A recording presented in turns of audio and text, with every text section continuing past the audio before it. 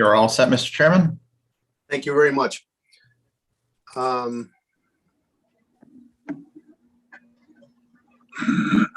want to welcome everybody to the Town Planning and Zoning Commission meeting for July 14th, 2021. And if everybody could rise for the Pledge of Allegiance. I pledge allegiance to the flag of the United States of America, and to the republic for which it stands, one nation, under God, indivisible, with liberty and and justice for all.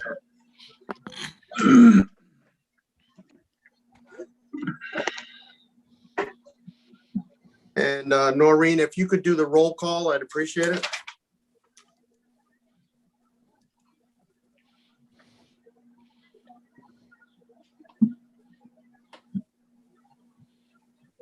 Chairman Payne, Here.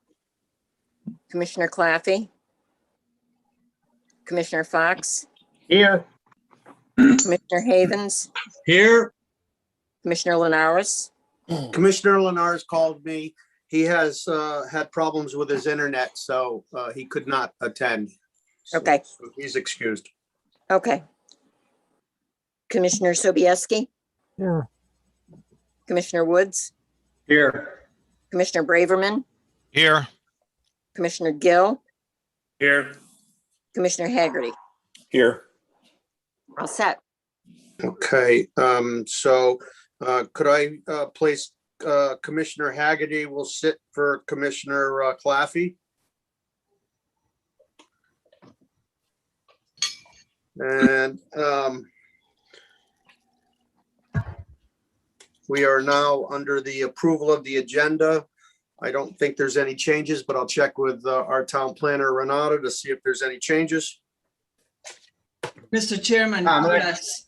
Mr. Chairman, yes, if I may, I actually will propose a slight change, and it's not necessarily a change to agenda, it's a change to the document attached to agenda. But I wanted to say this early in the meeting, so if anybody was in the room waiting to hear these specific things that I would recommend we remove for tonight, they know that ahead of time. So as I was working on my legislative summary, it turned out to be too big of a presentation. I ended up with something like 30 slides, and all of this stuff is new and important, and I wanted the commission to have some time to actually, not rush through it. So I propose that tonight I address the first 5 items on that document that was included in your packet, and then we shall address the other 5 at our following meeting. Okay, Thank you. thanks. Thank you, Renata. That sounds fine. Mr. Chairman, Yes, Commissioner Woods. did you seat somebody for Commissioner Linares? I know you did for No. Commissioner Claffey, but I think you got to do somebody for Linares. You're right, Commissioner Woods. Thank you very much for catching that. I appreciate Okay. that. So we will place Commissioner Gill for Commissioner Linares, and Commissioner Haggerty is sitting for Commissioner Claffey. Thank you, Commissioner Woods. I Yep, no appreciate problem. that. Okay, we're at public participation. If there's anybody from the public wishing to speak on an item that's not on the agenda, and you would like to raise your hand with the Zoom.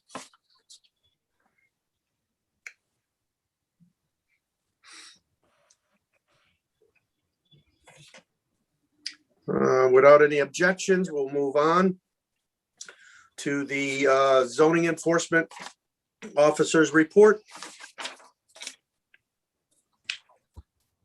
Good evening, Chairman Payne and Commissioners. I'm sure you've all had a chance to review the report. Are there any questions, concerns?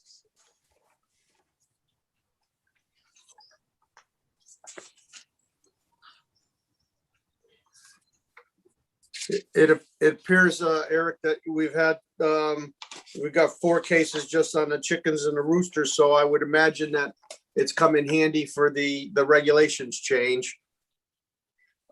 Yes, it has. It's, working with residents on that. I got a couple more open ones that just popped up this week, actually. So Okay, we're working through it. very good.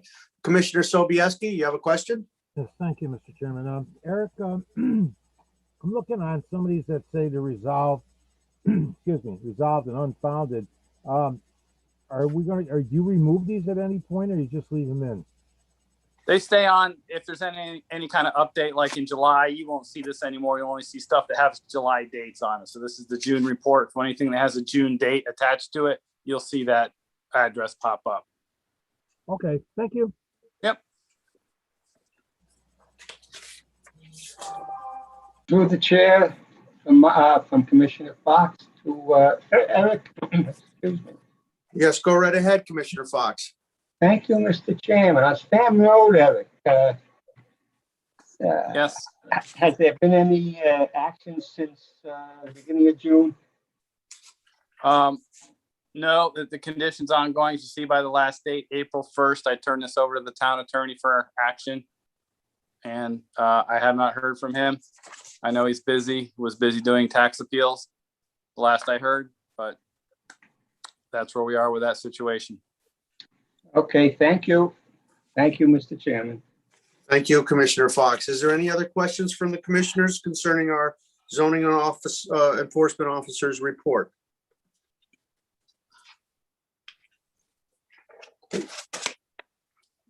Okay, hearing nothing else, we'll move on. Thank you very much, Eric. I appreciate the report. No problem. Thank you.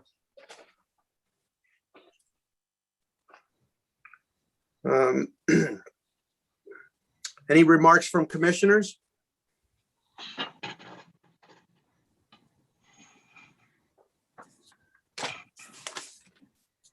I'm going to, our next thing is our public hearing. We have a few public hearings. I would ask if Commissioner Havens, if you could read the procedures for the public hearing, I'd appreciate it. Certainly, Mr. Chairman. Procedures for public hearings. The order of proceedings of public hearings shall be as follows. A, convening by chairman. B, reading of the notice by the commission secretary or a commissioner designated by the chairman to act in his stead. C, identification and location of the property involved by the town planner. D, a statement of the issue to be considered by the chairman or the town planner. E, presentation by applicant limited to 20 minutes unless a specific extension is granted by the chair. F, persons wishing to speak in favor of the application limited to 2 minutes per person. G, persons wishing to speak in opposition to the application limited to 3 minutes per person. H, rebuttal by the applicant limited to 5 minutes total. I, rebuttal by the opposition limited to 5 minutes total. During a public hearing, it shall be within the discretion of the chairman whether the time limitations should be varied slightly, provided the commission consents to any such variance. In no case shall an extension be for more than 20% of the allotment indicated above, or 1 minute, whichever is greater. Thank you very much.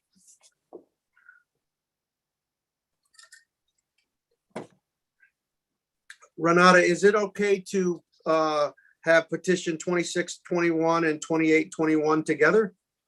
Mr. Chair, with the commission's permission, I would recommend that you review this as such because these are two lots that are adjacent to one another in this project. While it originates off of two different lots, it's actually created as somewhat of like a one project. So the best information you will get if you look at it together. Just wanted to double check. There we go. Our first public hearing will be petition 26-21, special permit, section 3.4.9, and associated site plan to allow interior lots at 285 Connecticut Avenue. Applicant and contact Larry Webster, owner, JCB Management LLC. Also petition 28-21, special permit, section 3.4.9 to allow interior lots and associated site plan at 293 Connecticut Avenue. Applicant and contact Larry Webster, owner, JCB Management, the second LLC. And if the applicant is here and could make a presentation, I'd appreciate it. Thank you, Mr. Chairman. Good evening, Mr. Chairman, members of the commission, staff.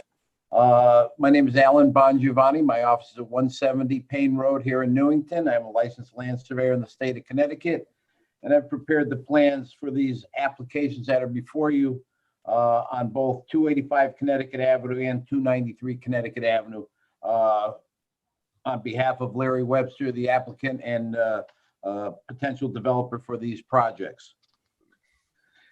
The applications that we have at these public hearings are both interior lots. If James, if you could go to probably page 4, I'm sorry, page 4. Thank you. So if you look on the right-hand side of the plan, towards the title, we have a dashed line and it shows the division between the properties. To the south is 285 Connecticut Avenue, now formerly JCB Management LLC, and to the north, 293 Connecticut Avenue LLC.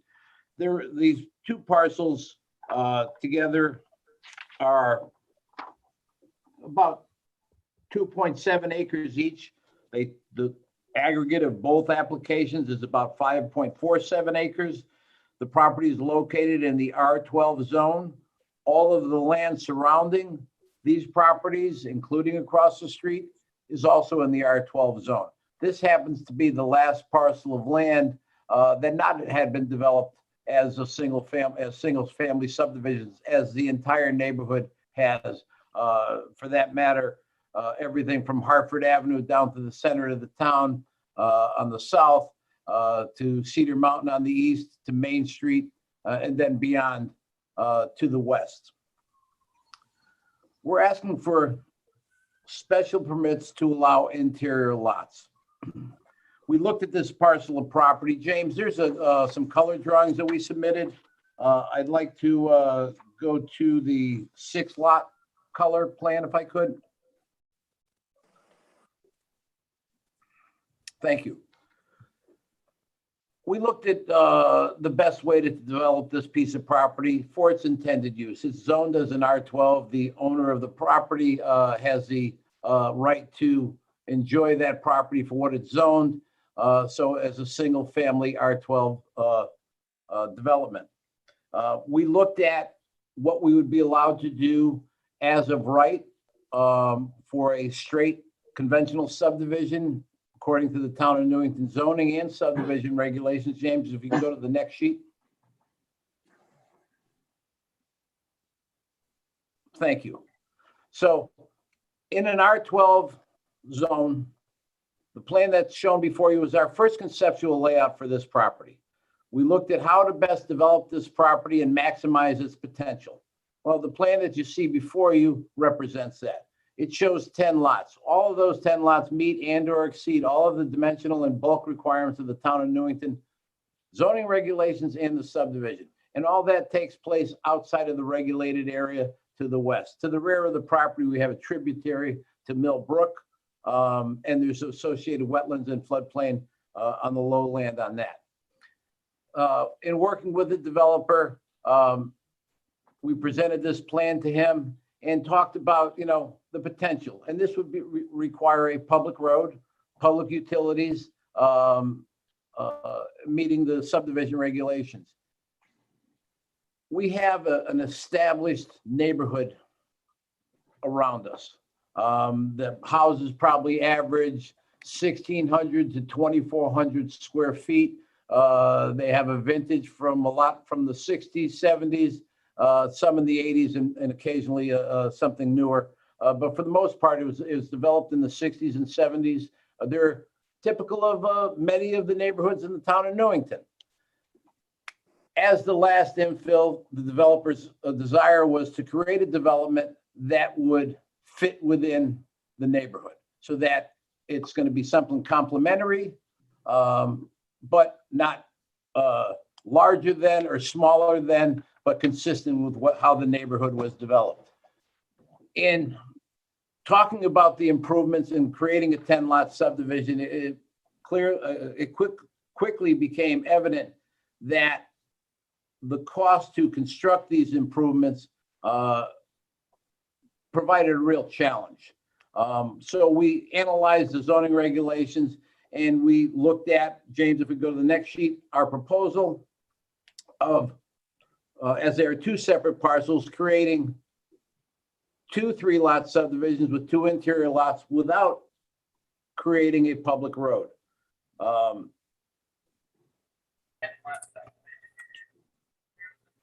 Sorry, Alan, you want the next sheet on this one? This one's fine. This one's fine? Go back one. I think this sheet is fine. All right.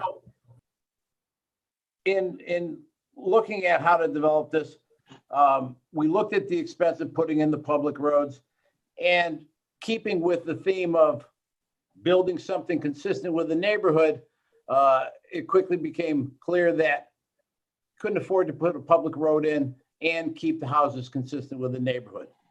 The road, as shown on that 10-lot conceptual plan, is a little over 500 feet.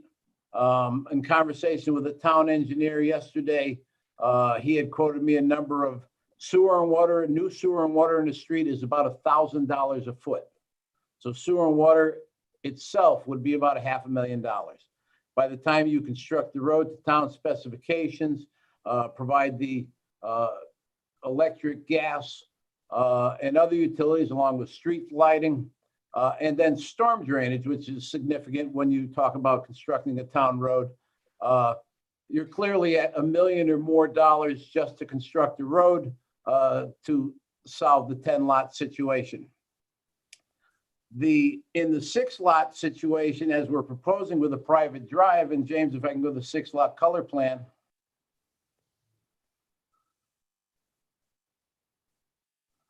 There we go. Thank you. In preparing a development such as this, it mirrors the same traditional subdivisions we have around the neighborhood. We access it with a private driveway that does not have to be built to town specifications, does not require the same drainage, nor does the MDC require mainline sewer and water to be constructed. These would be served by laterals. Sewer and water is available through the whole frontage by the MDC on Connecticut Avenue. Housing today, typical houses such as this 2,000 square foot, roughly cost about $200 a square foot, including the land, site work, and construction of the home. Let me back up. $200 a square foot, maybe 4 or 5 months ago. With the cost of building materials today, it has increased significantly, but we expect that to come back. At a 2,000 square foot home at $200 a square foot, you're looking at about a $400,000 house. If we develop this as a public road, that same house would be $500,000 or more. And it didn't make sense to try and shoehorn in an overpriced development with the potential of not being successful in this area. And this is a solution that I think should make the neighbors friendly in that it's less intense. There's 4 less homes than we are allowed as of right. And it has the same feel as a traditional subdivision. The town doesn't have the maintenance of a road or the utilities. And we have lots that meet and or exceed all of the regulations. So that's an overview of the development and how we got to this point. I'd like to talk a little bit about the site itself and talk about the requirements of the special permit. As I said, the total site combined is about 5.47 acres, fronting on the east on Connecticut Avenue and surrounded north, west, and south by existing R12 residential lots. All of them are developed at this time. To the rear of the property, again, we have a tributary to the Mill Brook with associated wetlands and upland review area.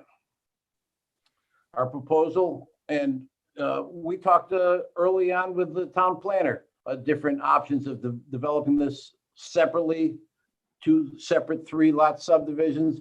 And we got some comments and some recommendations from the planner. So this is the application we have before you. The topography raises gently about 8 to 10 feet from Connecticut Avenue and going towards west about a quarter of the way into the property. Then it gently slopes to the west towards the watercourse in the back.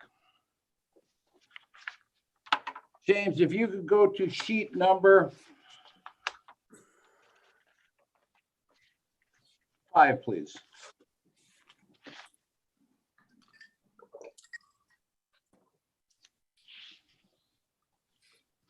Okay, so this is our technical subdivision or plat map, which encompasses both applications. We have 3 lots to the south. The shaded areas represent what would be the access and utility easements, and then we have the 3 lots to the north. Lots 1 and lot 6 are conventional lots. They are full frontage R12 lots with no special permit required. The special permits come in for lots 2 and 3, and then 4 and 5 in the upper 293 Connecticut Avenue parcel. Each lot would have its own dedicated 20-foot right-of-way as required by the zoning regulations. The lots, as interior lots, have to be a minimum of 1.5 times the zone requirement. So 1.5 times the 12,000 square feet, they have to be a minimum of 18,000 square feet exclusive of the 20-foot access strip. Lot 2 would have 19,200, and I think it's 88 if I can read it correctly. Lot 3 would have 72,000. Lot 4 would have 85,000, and lot 5 would have 24,000 exclusive of the driveway. So the lots are well oversized. They're taking advantage of the land that's there and providing an additional separation between the homes to give it a nicer feel. The requirements continue. Each lot, of course, we have 285 Connecticut Avenue, and then the northern part is 293. Each one of those is allowed to be divided into 2 interior lots, so the application would conform in that perspective. Each lot has to comply with the setback requirements. All of the lots do that, and at least meet it in the minimum and probably exceed it. As I said, we have the 20-foot access strips to all 4 lots. There is a provision in the regulation that says they should be separated by the width of a lot in that zone, unless you have a maintenance and access agreement and a common driveway. We've done that. We've actually provided that documentation prepared by Mr. Webster's attorneys for staff review about I don't know, a few weeks ago anyway. So we meet that requirement. There is a requirement if the driveway is in excess of 500 feet, then you have certain requirements. Our driveway is in the 375-foot range, so those don't apply. There's also a section talking about if it's over 500 feet, it needs to be 20 foot wide. I'm going to just sidestep here a little bit. When we first submitted this application, the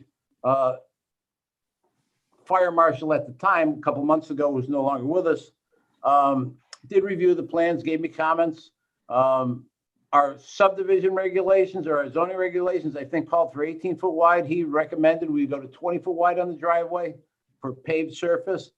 We've done that. We're agreeing to do that, and we've made that modification to the plan. Although it's not required for his approval, we've done that.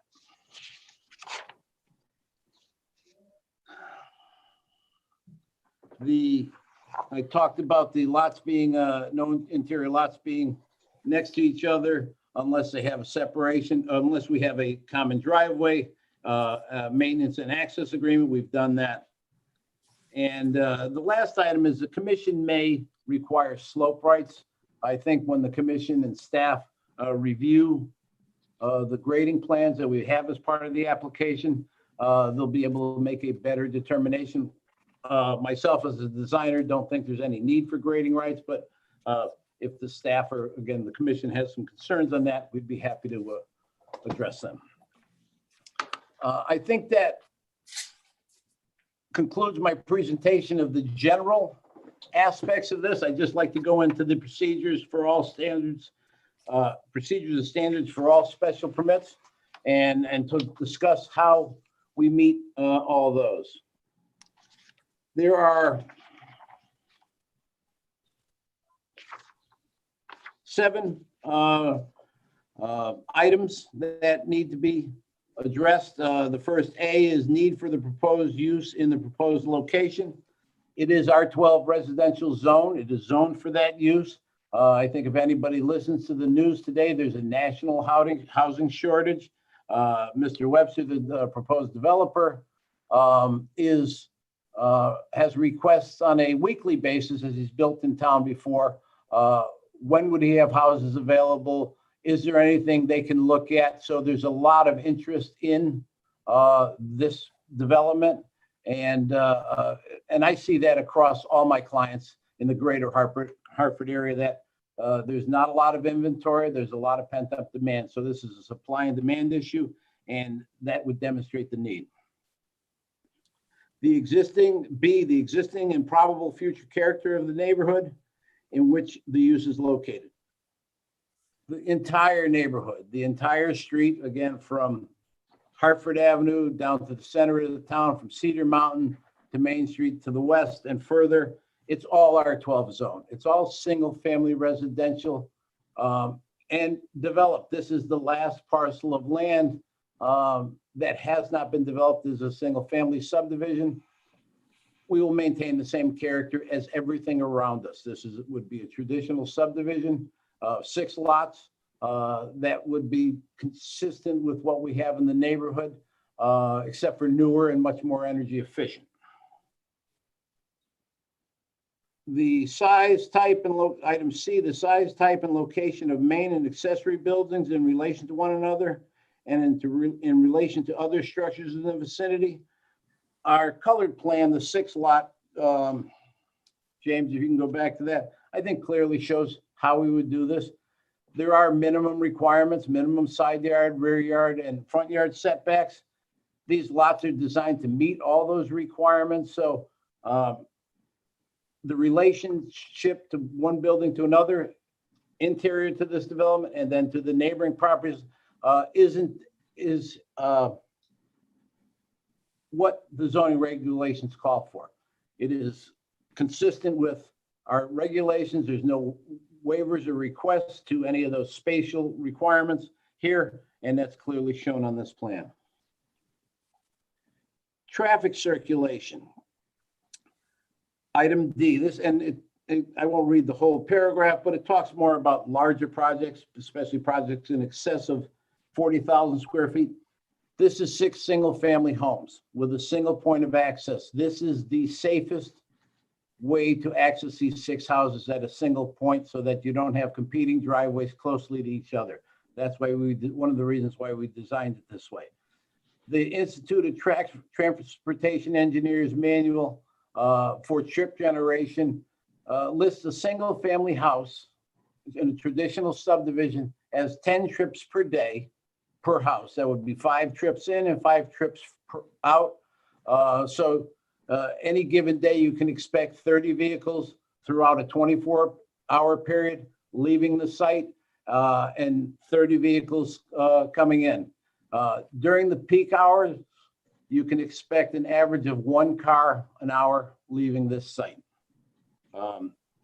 Given the size of the neighborhood, just the surrounding area from, and I'll cite this again, from Hartford Avenue down to the center of the town, Cedar Mountain to Main Street, there's probably somewhere in the neighborhood 800 to 1,000 houses.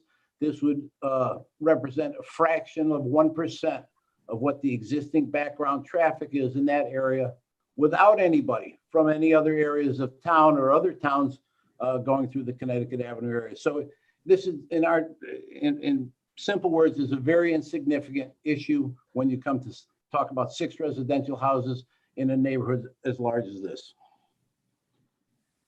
The availability of public water and sewer. The MDC sewer and water are right on the street.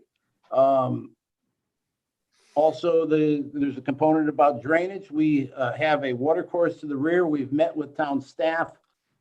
We have a conceptual design that we're finalizing that will attenuate the increase in runoff from additional impervious areas. It will also treat the stormwater for water quality. It's a multi-step drainage system where we have long linear swales without structured underground drainage that would direct it towards the west of the property, outside of the regulated area. And then there would be a water treatment basin type structure, capturing that water and then metering it out slowly. Item F, location and type of display signs. As this is a residential use, that wouldn't be applicable. Item G, safeguards to protect adjacent property and the neighborhood in general from detriment, including but not limited to proper buffering. As this is the same use for all the neighboring properties that exist today, we are zoned for, and we are proposing here, we can't see any detriment to the neighborhood. These in general would probably, as commonly happens, because you're going to build a newer house, newer technologies, more energy efficient, even though it may be the same size as an existing house, the value is, they cost more. So the price on the new houses would be higher, and that will generally raise the neighborhood, the local neighborhood areas prices as well. So we don't expect any detriment by creating a new subdivision amongst the existing housing stock in this area.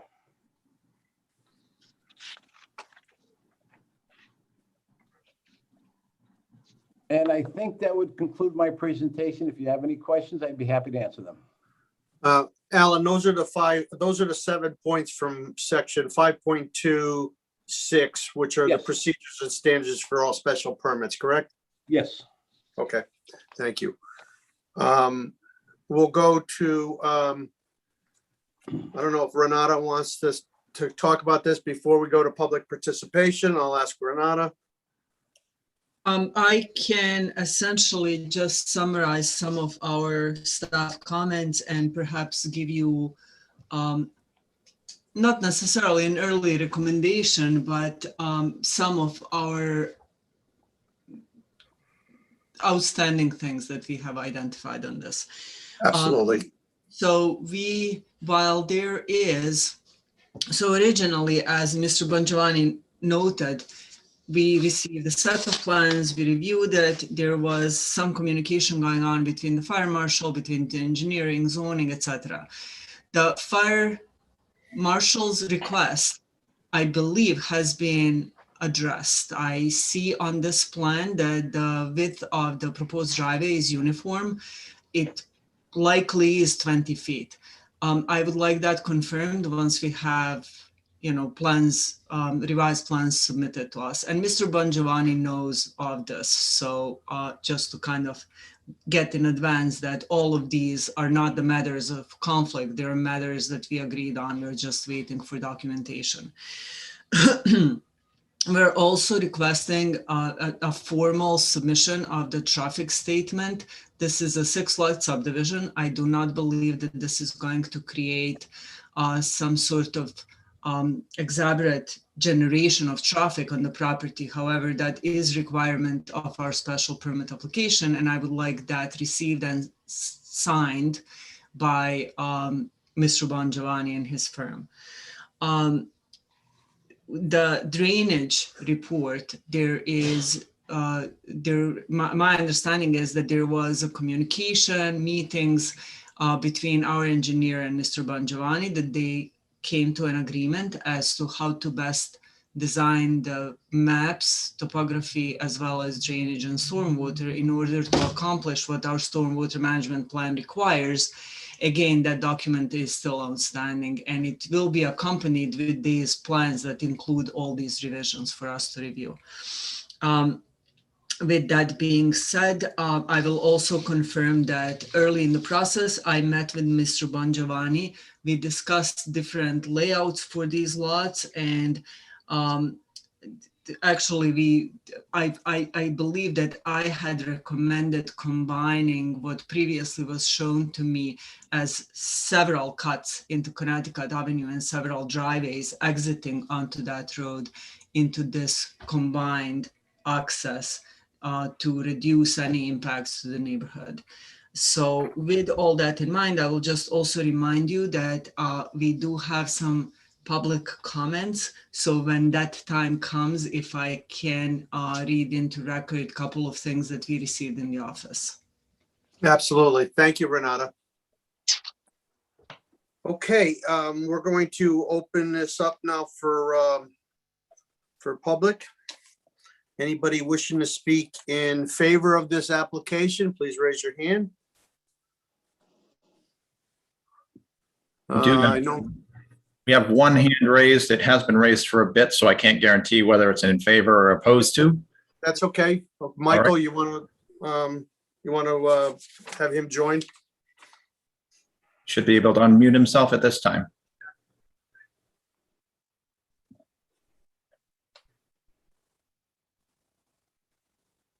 Hi, Michael, can you hear us?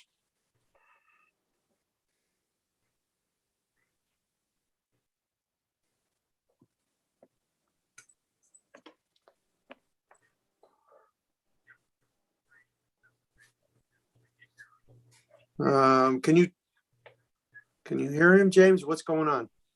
He hasn't unmuted his microphone as of yet. He hasn't unmuted. Okay. If you could unmute your microphone, Mike.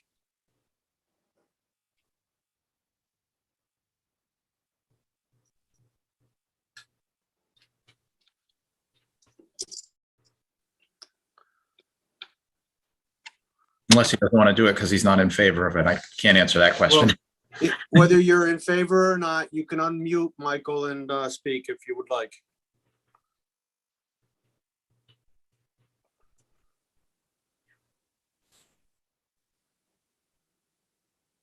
I am prompting him for it, but I'm not getting a response back. Okay. Anybody else wishing to speak in favor of this application? Anybody else wishing to speak in favor?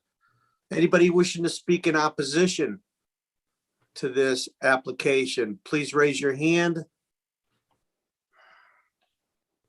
Anybody wishing to speak in opposition? We do have one individual indicated as Kara. Okay. Hi, this is Cara Santoro, 93 Francis Avenue. And I was under the impression that there had been a petition from about 65 people that signed it that were in opposition to this. And the last time this came up on the meeting, that was never mentioned. And I want to know if you could clarify that for me because I am in opposition to it. Do you want to state any reasons why? Right, because it was never mentioned. So the rest of the people on the call would not know. I just want to know if it is correct. Was there a petition or was there not? And if so, how many signatures? When you're all done with all your questions, then we'll turn it over to we'll get your questions answered. Is there anything else you'd like to know? The only other thing, I don't know if this is the time, but last time on the call, I was under the impression that the Newington Junction discussions would be tabled until we could meet in person. And on the agenda 2 weeks from now, it appears that the Newington Junction is going to now do a Zoom thing again, discussing that. Those are my only questions. Yeah, as far as the Newington, thank you very much, Kara. We'll answer You're your welcome. questions. Renata, would you like to address your questions on the petition? I certainly can. We did receive a petition signed by 88 signatures. Of those signatures signed on 59 different addresses, of which 2 were out of town. And part of what was I going to do after other people speak was read into record the language of the petition and report on that. Okay, thank you, Renata. And as far as the West Hill, Kara, you know, we will be speaking about it. We're going to be holding a public in-person meeting soon. We haven't come close to making a presentation of what we want to change for West Hill. So when we do propose something, it will be in person. Correct, Renata? Absolutely, Mr. Chair. I think even in these very initial, very preliminary stages of discussion, we decided to wait until we can do even those in person, so the people will know. The agenda that I issue is a tentative agenda for the business that I strive to have on your agenda for the next meeting. There is a disclaimer to that effect on top of it. Please follow up. That's a good document to kind of just not miss something. So I would definitely recommend residents look into that. Thank you very much, Renata. Okay, is there anybody else from the public that would like to speak in opposition? Michael? I know you've had your hand up. If you'd like to speak, please unmute and go right ahead.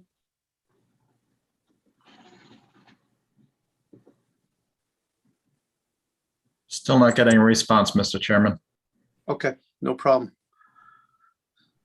Yeah. Okay, I'm going to go back to the applicant right now to see if the applicant wants to address anything. I don't think there's anything for us to address. I understand there's some neighbors or some people that may be in opposition, but I think when they look at the merits of the application, what the applicant could do as of right without any participation from the public, this is a better solution. It allows affordable housing to be built as opposed to sticking to a town road standard that would outprice the neighborhood. Thank you. Thank you very much, Mr. Bongiovanni. I'm going to turn the meeting back to Renata. She has some additional public comments that I'm going to have her read in, and then I will give the applicant a period to answer any questions from that reading. So Renata, if you could take it from here and read anything into the minutes that you have received. Absolutely. And we will split this between myself and Eric in my office. I received 2 emails. One was received yesterday, July 13th at 9:33 p.m. Eric, I will ask Eric to read that one. And I just received an email that I noticed now in my inbox. It was like after 5 p.m. today. So I will have to read that off of like my actual email thing. But before we get into that, let me first read the language of the petition that was submitted to my office in opposition of this proposal the day before our last meeting. It reads, the title of it reads, Community Members Against Connecticut Avenue Subdivision. Dear Mayor Del Bono, Renata Bertotti, and Newington Town Planning and Zoning Commission.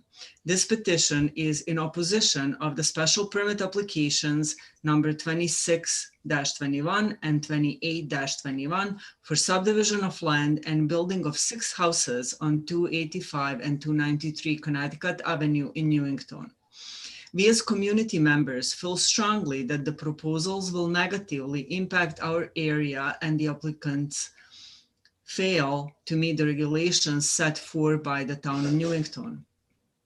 The submitted application fails to meet the separation requirements of, I'm adding this, of provision 3-3.49I of the Newington zoning regulations, which reads, no 2 interior lots shall have frontage on the same street any closer to each other than the minimum lot width for that zone, except that 2 contiguous interior lots may be approved sharing a common driveway, and the application for such interior lots shall include an agreement specifying that the owners of said driveway will share responsibility for its maintenance.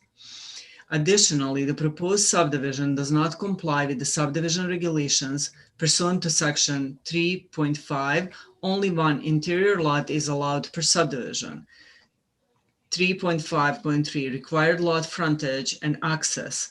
No lot shall be approved which does not have frontage on and access to public street which is constructed or bonded for construction in conformance to the town standards or an existing town road. So far as practicable, all off lines shall be at right angle to straight street lines or radial to curved street line. The commission reserves the right to allow 1 interior lot meeting the zoning regulations for the zoning district within which the subdivision will be located. Lots fronting on private streets may be approved by the commission only when the subdivision will be built within the RP residential plan zone. No lot shall be approved which does not have safe passable access for the uses permitted within zone district where the subdivision will be located and for access by public safety and emergency vehicles. Where driveway access will be to arterial and collector streets, the commission reserves the right to require the developer to combine driveways to limit possible traffic hazards on such street or to prepare a subdivision layout 10 with interior residential streets that will carry traffic to the collector or arterial street. In addition to the concerns listed above, the proposed 6 houses will have a negative impact on the surrounding neighbors, our diminishing wetlands and upland review area. The proposed map includes FTG drainage into the upland review area, which can negatively impact our wetlands. The toxins from materials associated with the proposed 6 houses will undoubtedly be absorbed into the protected wetlands and surrounded areas.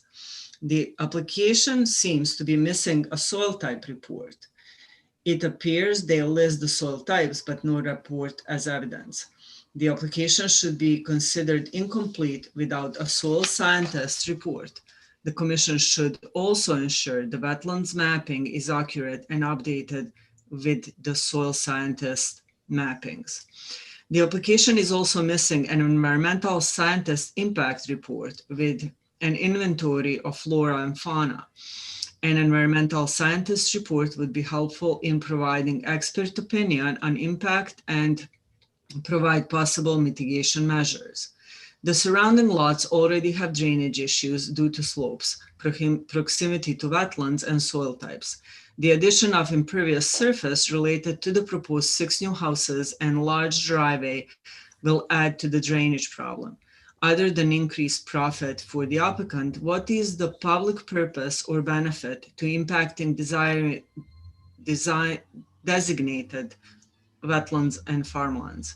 I request the opportunity to meet with you and your staff to discuss this matter and voice our concern at your earliest convenience. This was signed, the petition itself was signed by Carly Cafusi of 255 Connecticut Avenue. As I noted just a few moments ago, the petition has been signed by contains 88 signatures that originate on 59 addresses, off of which 2 are out of town. Eric, if you would read the next Yep. email.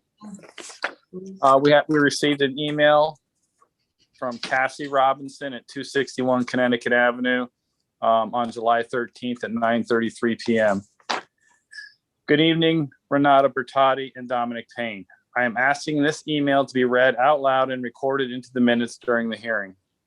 My husband and I are homeowners on Connecticut Avenue, and our property abuts up to where the special permit to build a 2-lot to allow 6 houses to be built. We, along with others in the area, feel very strongly against this project for many reasons. When we bought this property, we had asked about this land behind us, and we were advised because there are wetlands behind us, there would not be anything built behind us. We purchased this property because in the many, many houses we looked at, this was the only property that had this beautiful wooded area still available. It is calming, and we enjoy seeing all of the wildlife around our home. When the surveying first started for this, the surveyor came onto our property without permission, and we were also not notified that this surveying was going on. When I approached him, he said that if he knocked on the doors of people, he would be denied access to the properties to do what he needed to do. He also stated, with the wetlands in the location at the start of the wooded area, that no building would be permitted in that area, that it was only for the fielded area if anything was to be proposed. This was many, many, many months ago. So this has been quite a surprise to us. There are lots of articles to sort through and read through to understand the special permits and requirements. We have had a short time to research and try to prepare for these hearings to speak our piece about this project. We have not been allotted the proper amount of time to research or rebuttal for this project. The builder, town, and property owner have had many resources to reach out to, plan for what they wanted to do, prepare blueprints, and reach out to the town for all the resources needed to get this far. They have a team to do this project, to work on it day in and day out. Then it gets to the homeowners in the area, and we are only given 2 weeks to speak, and that is to say we agree or disagree. How is that a proper way of business?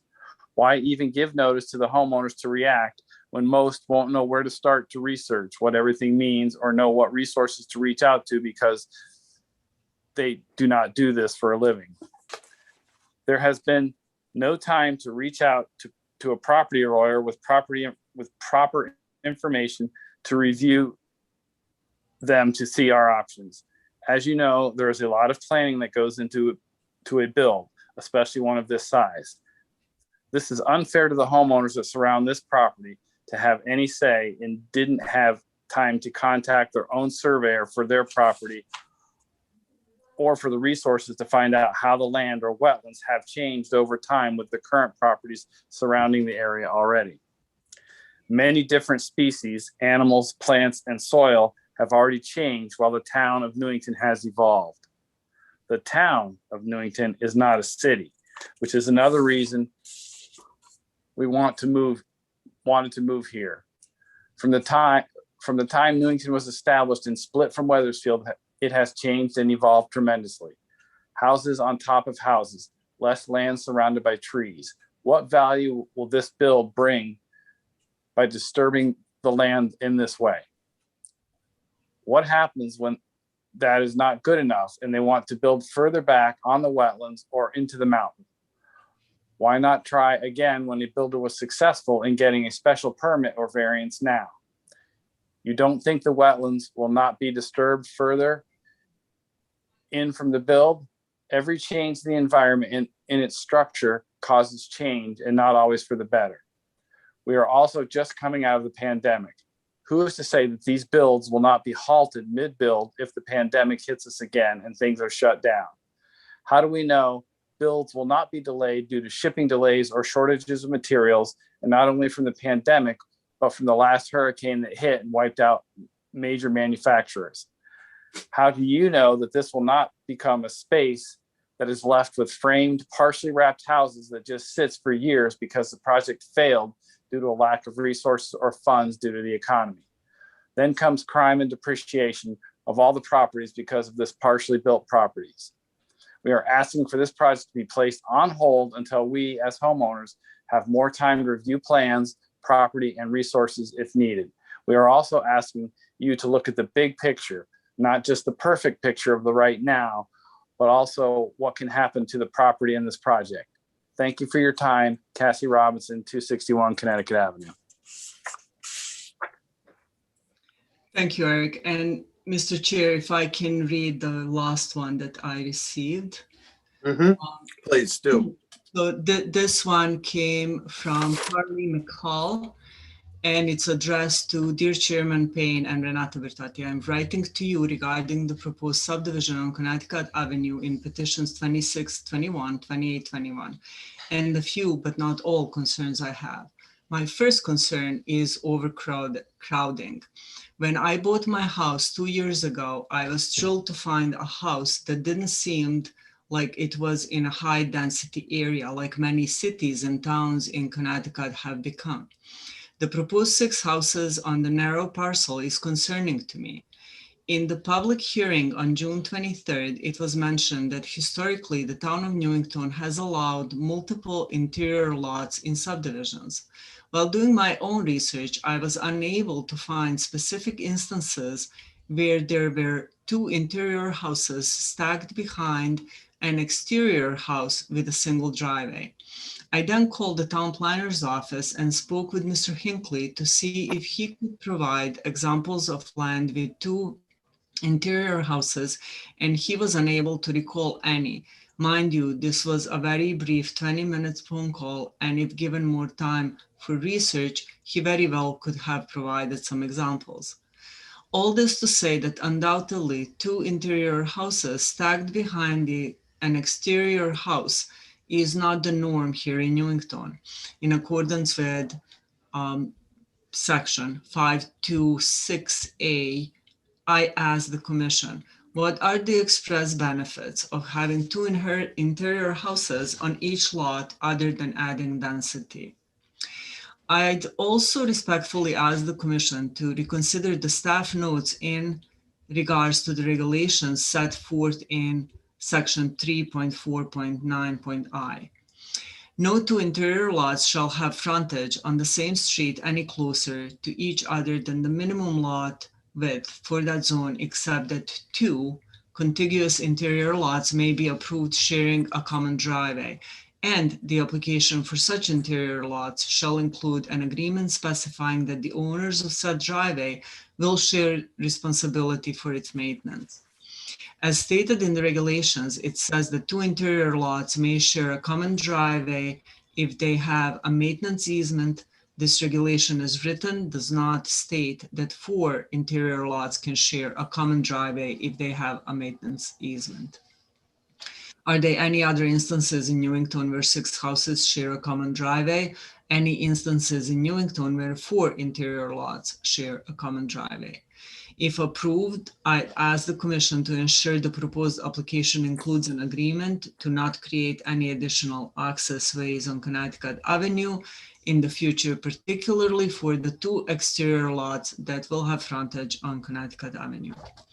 My second concern is drainage. Nearby houses already have drainage issues in our yards with oversaturated soil clay.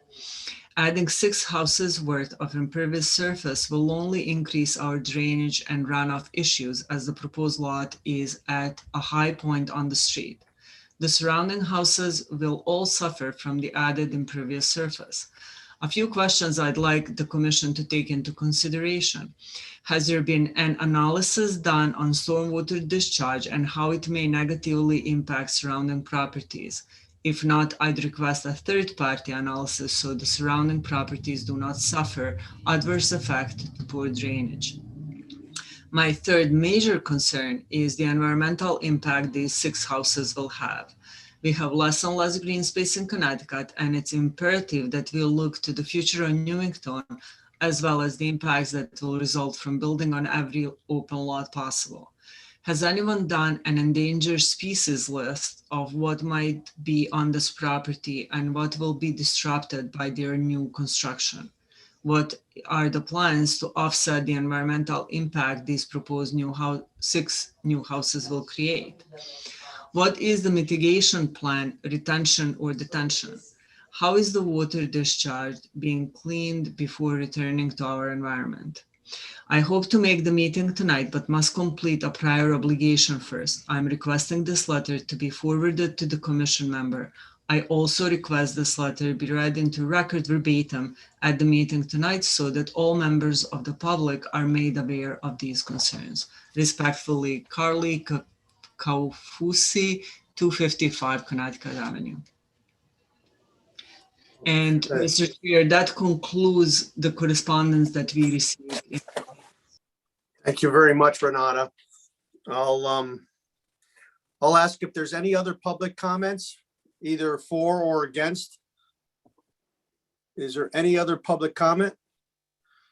Hearing none, I'll go back to the applicant to see if he wants to address anything from the public comments read from Renata. Thank you very much, Mr. Chairman. I tried to take a few notes while staff was reading the emails and the petition, and I'm sure I don't cover everything, but I think when the commission looks at the application, and the staff reviews my testimony and our plans, how we do meet all these regulations, I think you'll find that much of the opposition or points of opposition in that petition probably are not valid.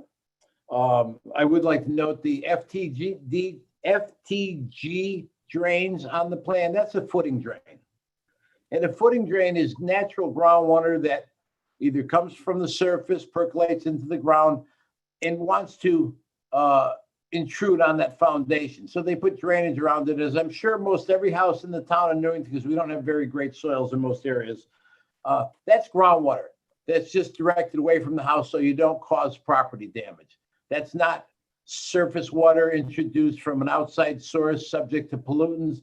It's the groundwater table as it seasonally fluctuates. If it's near the foundation, it will be directed away and directed towards the wetland. That is the appropriate place to put it.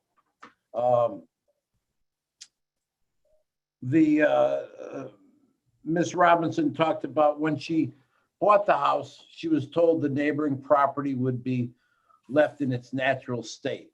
I've probably heard that hundreds of times in public hearings and developments all over the state. That seems to be a common theme with sellers of property when they like to embellish how nice it is.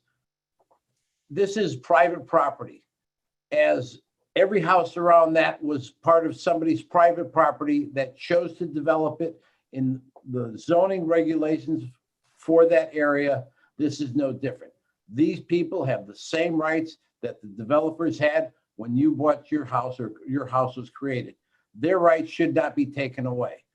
They can develop this property and they're protected by the laws to do that as long as we work within the regulations. And I am absolutely confident that we meet and or exceed all the regulations.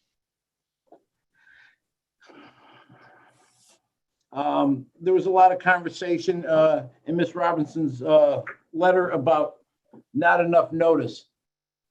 And the planner can probably provide some guidance on this well. The notice requirements for these meetings, the dates and the publications of when these meetings are going to happen, the posting of signs, that's all done by state statute. I don't have a say in how it's done. The town of Newington doesn't have a say in how it's done. There's state statutes that govern how land development will be noticed, heard for public hearings, and how the neighbors are allowed to participate. We are within the laws. This is done on a regular basis in the town of Newington. The town of Newington mirrors the state laws, and that's how things come to be. It's not the town saying, or myself, or the applicant saying, I want to do this, or I want to sneak something by somebody. We are working within the regulations that are set forth for everybody in the state of Connecticut. There was a comment by Ms. McCall about overcrowding. We've got 5.5 acre piece of property here that is proposing 6 houses in an R12 zone. That's not the definition of overcrowding. One of the comments was about soil reports and wetlands. This site has actually gone before the Wetlands Commission. The Wetlands Commission has approved our development. The town has an official inland wetlands map. We worked with the town staff. We talked to them about the site, and we met the requirements of the Wetlands Commission in our application to them, and they've approved this. We have no work within the regulated area that we're proposing or within the wetlands itself. There will be some clearing of trees and shrubs and brush in the upland, but well outside of that area, and the plans have designed in all the precautionary measures that are required for erosion and sediment control and the like, so that there is no intrusion or no degradation to the wetlands and the water course. Comment came up about two interior lots per subdivision. A couple quick examples come to mind, and they're not current, but Valley View Drive, on the extension of Valley View Drive, that subdivision has 2 interior lots when they're created 6 lots. On the corner of East Robbins Avenue and Kitts Lanes behind McDonald's, there's a subdivision on the corner that houses were built, I think in the 80s, early 80s. That single subdivision has 2 interior lots. I'm sure there's more examples, but that just came to mind.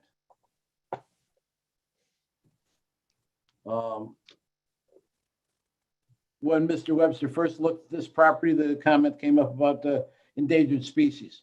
There is a document called the Natural Diversity Database that is maintained by the state of Connecticut, DEEP. I did query that system before we started that, and there are no areas of concern within this property or within the regulated, not the regulated areas, but the noted properties on that database for species of endangered or special concern.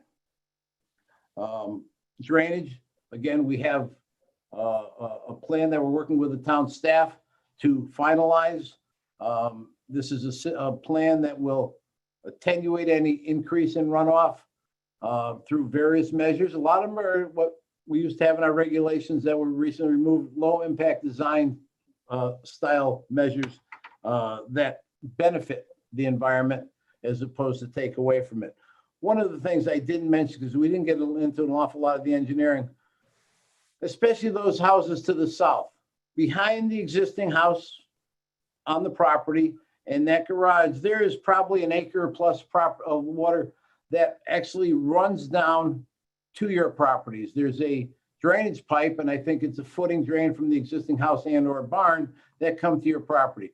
Part of what our design for the site is, and it's on the plans, is that we will no longer allow all that water to run in your backyards, but we'll keep it in a swale. It'll go into our design drainage system that will sheet flow overland through the upland area into the wetland and into the water course at the appropriate rate. So by allowing this development, there will be significant benefit to those neighbors to the south of this property.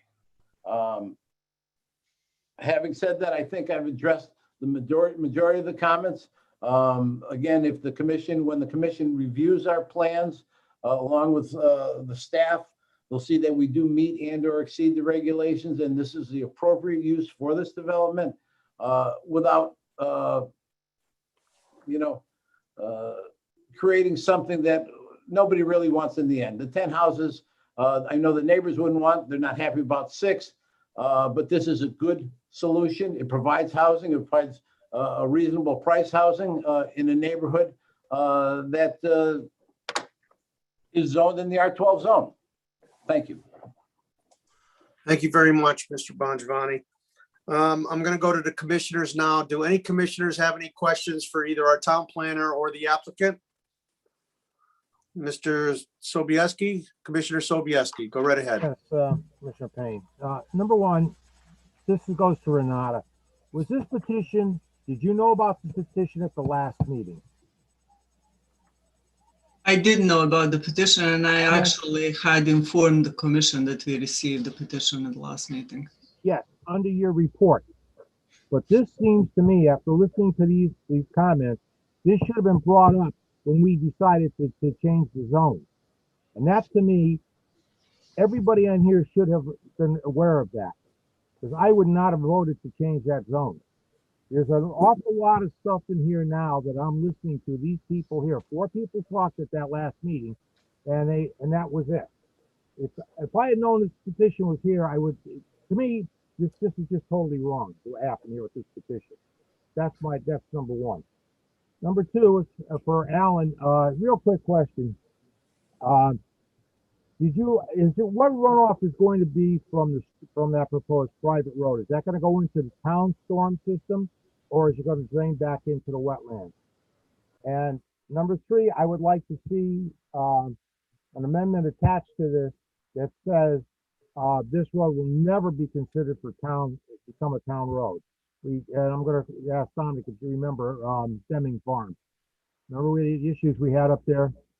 So I'd like to see anything that's put on this has that private road.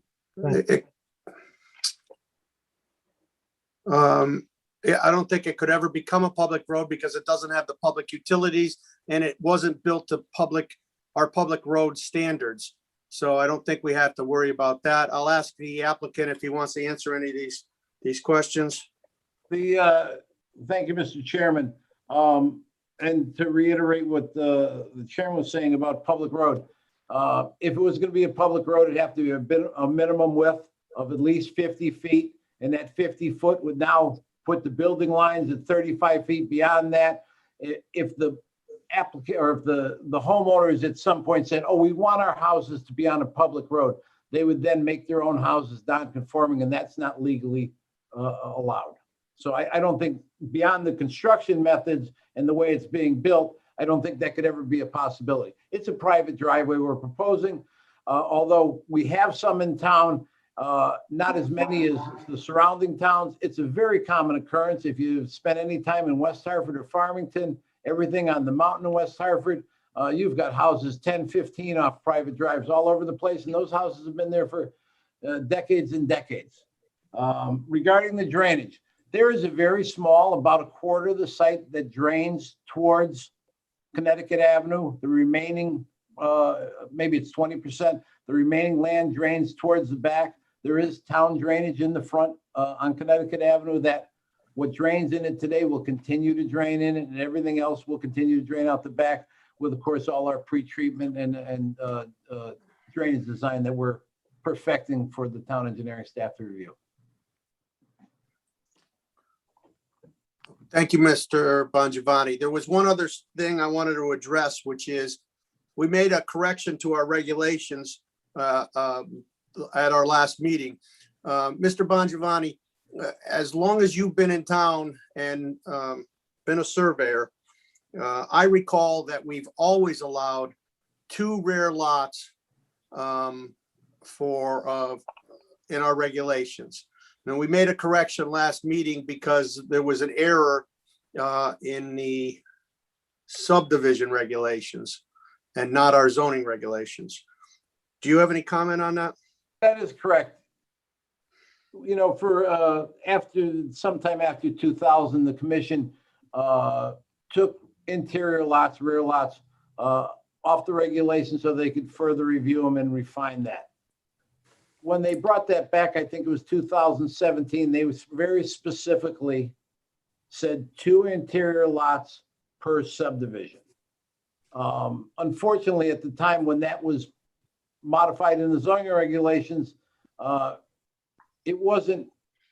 nobody thought, or it got overlooked, to coordinate the subdivision regulations with it.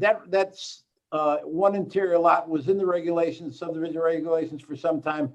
But when the commission in 2017 brought that back into the regulations, said you can have 2, it should have been corrected at that point. Thank you. And Renata, do you concur that with all the records that we have?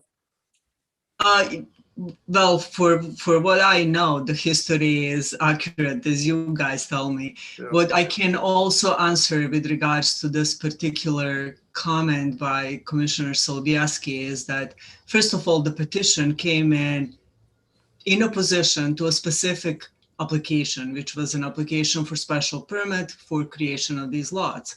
It wasn't a petition directed as a text amendment.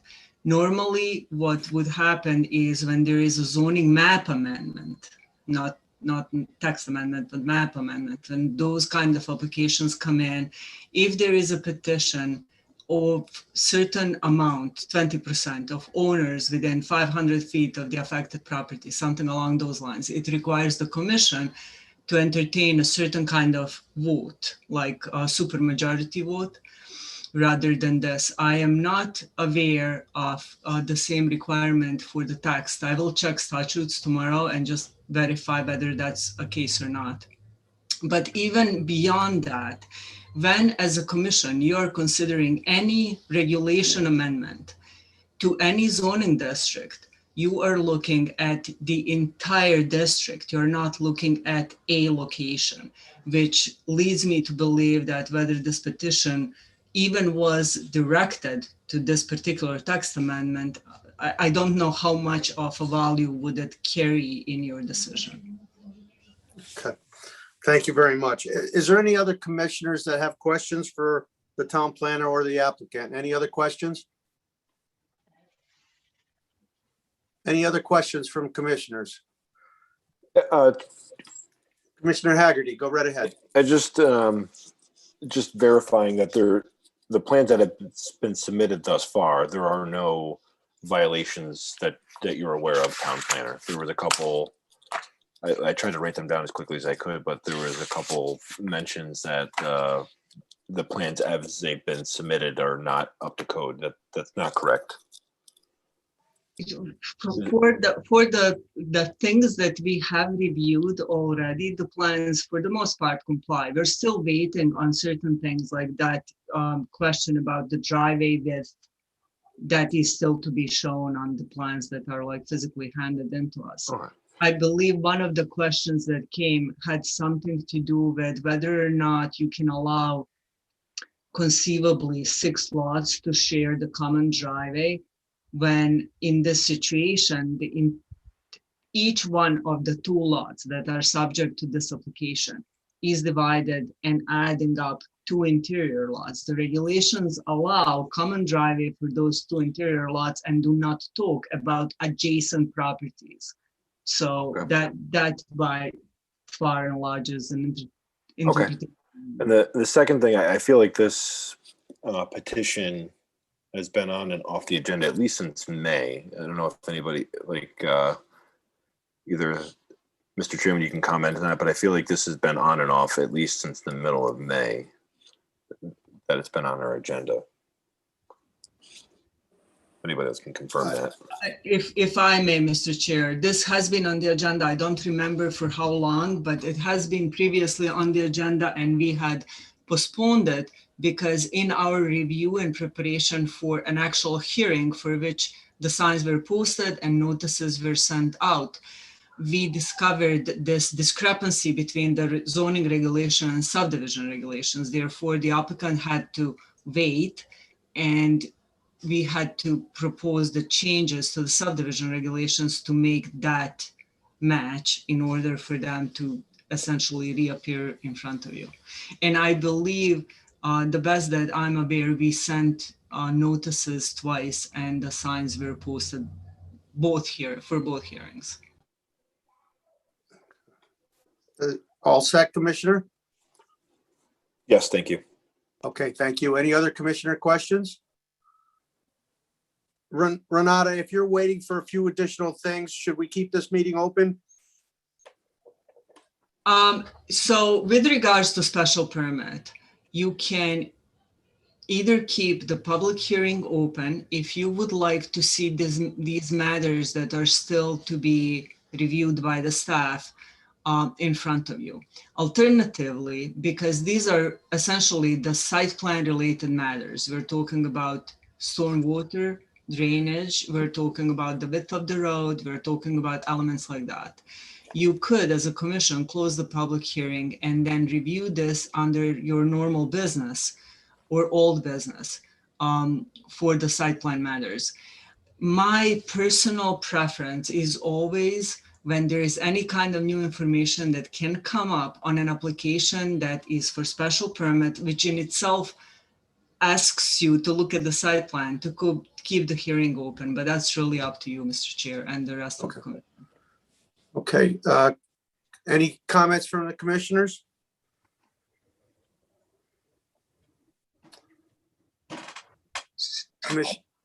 Commissioner Woods? Thank you, Mr. Chairman. Yeah, actually, I was going to make a motion that we close the public hearing because I do believe that the applicant appears that they have met all the conditions for this application, and the few open items that remain really should be handled in review of the site plan. That's how I see it right now. Okay. And the meeting your last meeting when this was taken up, it really had nothing to do per se with this petition. It was more in general of correcting That's correct. that we had. Now, granted, you could easily tie it to this petition now, but if you guys decided to, because I wasn't at the last meeting, but if the commission decided to go in a different direction, it might not even be here. But again, it played out the way that it did, and they are here. But again, I think they've met it. I think it's pretty clear. I think Mr. Bongiovanni did a very good job demonstrating it. And I feel for neighbors when you have a piece of property that's behind you or for a long period of time and it's vacant. But it is a private piece of property and it is available to be developed. And I think the alternative with a 10 lot subdivision with a public road is not good for anybody. So personally, I would like to see this move forward. Again, we close the public hearing and discuss it in old business. Thank you very much, Commissioner Woods. If you could just hold off on any motion, I would Yeah. like to hear from Commissioner Fox. Has his Thank you, hand up. Mr. Chair, and through the chair to the planner, Renata. Are you satisfied that the developer, the petitioner has adhered to all the regulations and all the staff comments? Because if not, I have to agree with you that if there's anything else that's going to come up, I think we should leave the hearing open, because once the hearing is closed and anything else comes up that's particular to the special permit, cannot or should not be discussed. So, I'm advocating to keep this hearing open. Thank you. Okay, well, you asked a question to Renata. I believe Renata is stating that all the requirements for the special exception or special permit have been answered, and they're only waiting for a few comments concerning the site plan. And I'll turn it over to Renata to see if that's correct or not. Mr. Chair, that is correct. The site plan in this particular instance, so there are two matters at hand here, right? There is a matter of special permit, for which the commission may or may not require a submission of a site plan. And then there is a matter of subdivision, for which, again, the commission may or may not require that depending on the development proposal, submission of a site plan. In this particular instance, your subdivision application is going to be, in effect, a site plan for this. So I just asked James to remove the language that says special permit and associated site plan, to remove that associated site plan out of this. Other than that, the criteria that you are reviewing for special permit have been satisfied. Okay. Minus, actually, you know what? I'll take that back. Minus the traffic report. Well, it's not an official traffic report. I mean, for a 6-lot subdivision house, we don't require an official traffic report. That I know of. I've never heard of that ever before. Usually traffic reports for large developments, 40,000 square feet and above, and other. If you are satisfied, so the request for traffic report comes so that you as a commission can be satisfied that this is not going to create an impact with the generation. I agree, 6 houses will not create an exorbitant amount of traffic generation.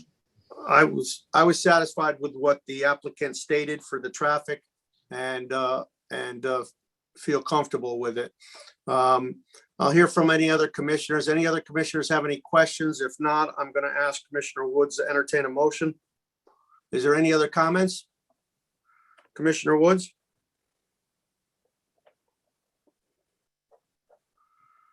Yeah, thank you, Mr. Chairman.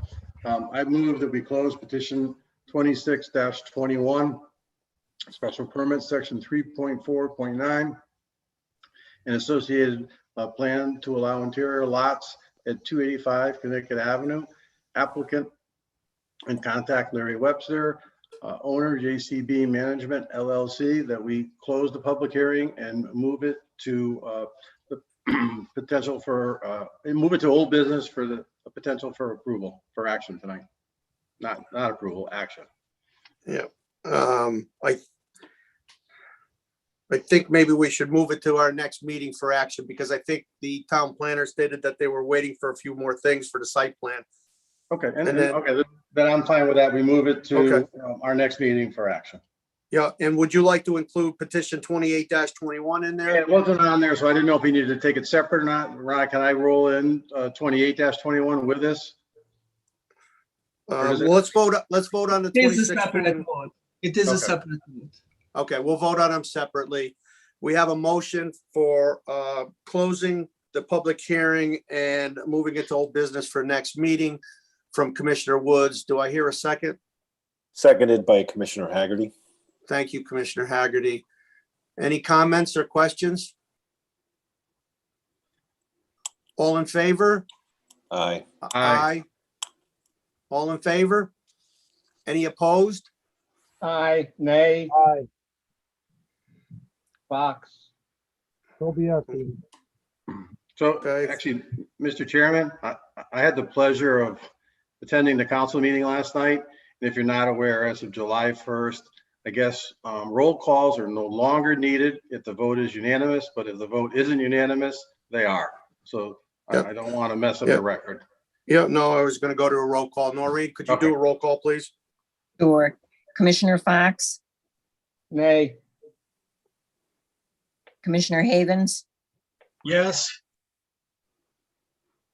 Commissioner Sobieski, Nay. Commissioner Woods, Yes. Commissioner Gill, Yes. Commissioner Haggerty, Yes. and Chairman Payne. Yes. Okay. Set. Five Let's in, see.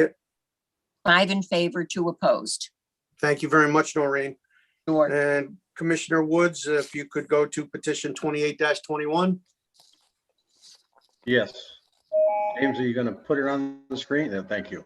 I move that we close petition 28-21, special permit, section 3.4.9 to allow interior lots and associated site plan at 293 Connecticut Avenue. Applicant and contact Larry Webster, owner JCB Management 2 LLC. Okay, motion made by Commissioner Woods. Do I have a second? Second, Seconded. Commissioner Havens. Seconded by Commissioner Havens. Any questions or comments? Just that I think I didn't put in that we move this to old business for possible action at our next meeting. That's probably should be included in there. Okay, very good. Thank you, Commissioner Woods. Commissioner Fox, do you have a question? yes, Mr. Chairman, thank you. The planner has said, yes, she's satisfied with certain things that have to come up, that might come up. And so I still feel we should keep the hearing open and by the next meeting in 2 weeks, we can still put it on old business for action that night. Thank you. Thank you, Commissioner Fox. Any other commissioners' comments? Noreen, if you could do a roll call? Sure. Commissioner Fox, Nay, Commissioner Havens, Yes. Commissioner Sobieski, Nay.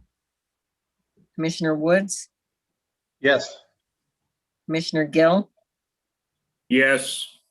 Commissioner Haggerty, Yes. and Chairman Payne. Yes. 5-2 in favor. Okay, very good. Thank you very much, Noreen. You're And welcome.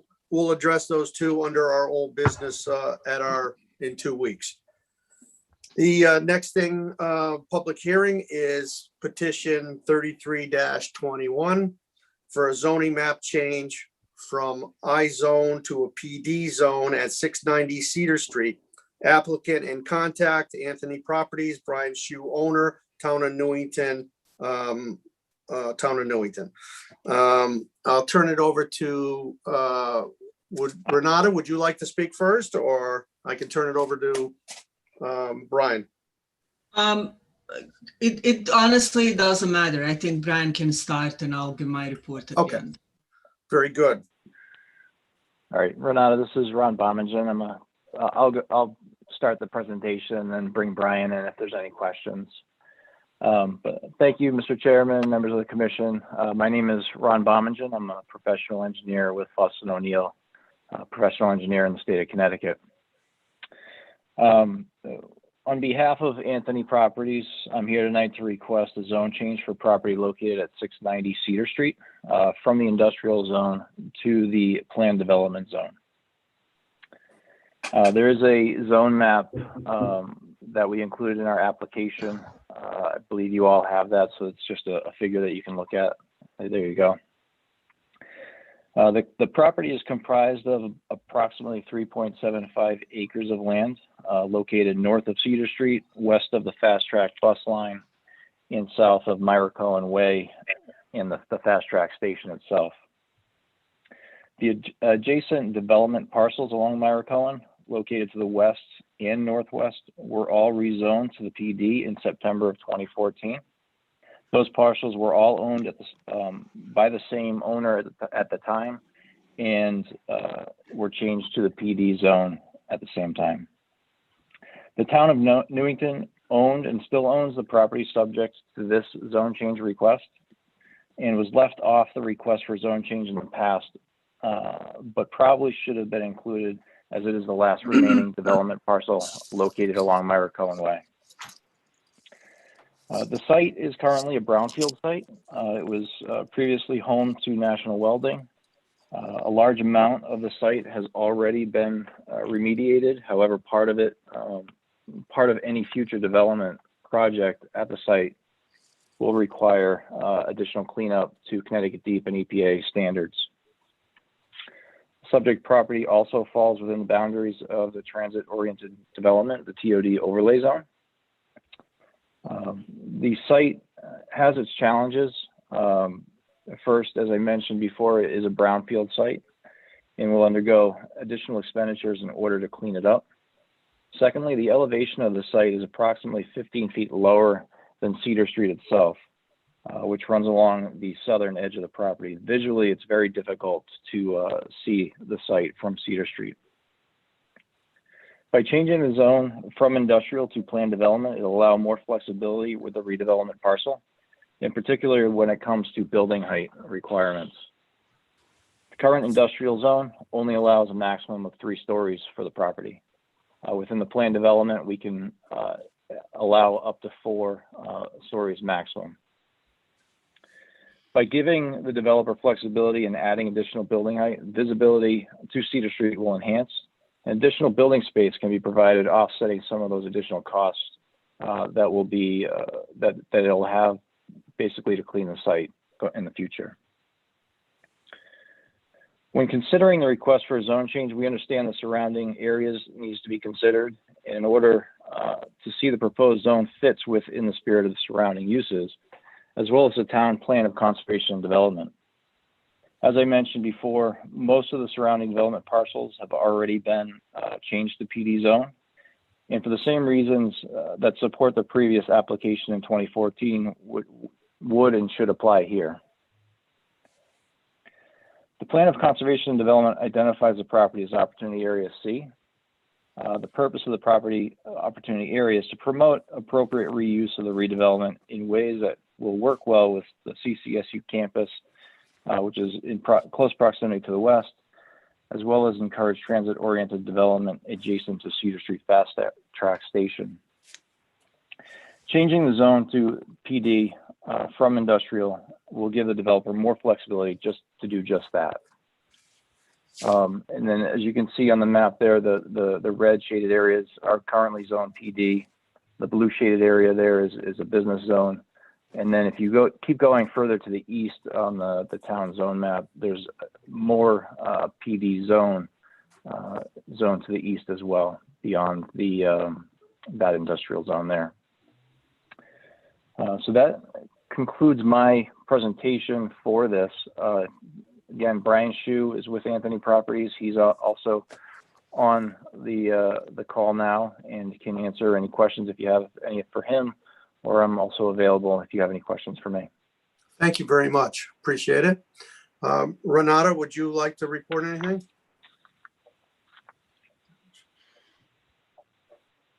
Sure, Mr. Chair. I can't find my face on this thing. All right. So the best that I can understand the history in this area is that all of the adjacent properties that are currently zoned, PD zone, belonged previously to a single property owner that owned like several parcels there. That property owner came to the town and made the change of the zoning district from, I believe, industrial to BD in 2014. This particular parcel, which is the only parcel remaining and directly adjacent to the other PD zone properties, was owned by the town. And I don't know actually at the time whether it was owned by the town, but it is now. And it was never included in this private proposal for the zoning map amendment. So it just remained industrial, but it probably should have been rezoned at the time together with all this other area, because the same type of questions and same type of considerations that the commission entertained in 2014 as to whether or not this was an appropriate area for PD would have been applicable in this location as well. I think the PD zone will allow a little bit more flexibility to the property. It will allow perhaps a better fitting mix of uses. I think PD zone has better uses with relationship to the TOD district than an industrial zone does. So that should be the benefit as well.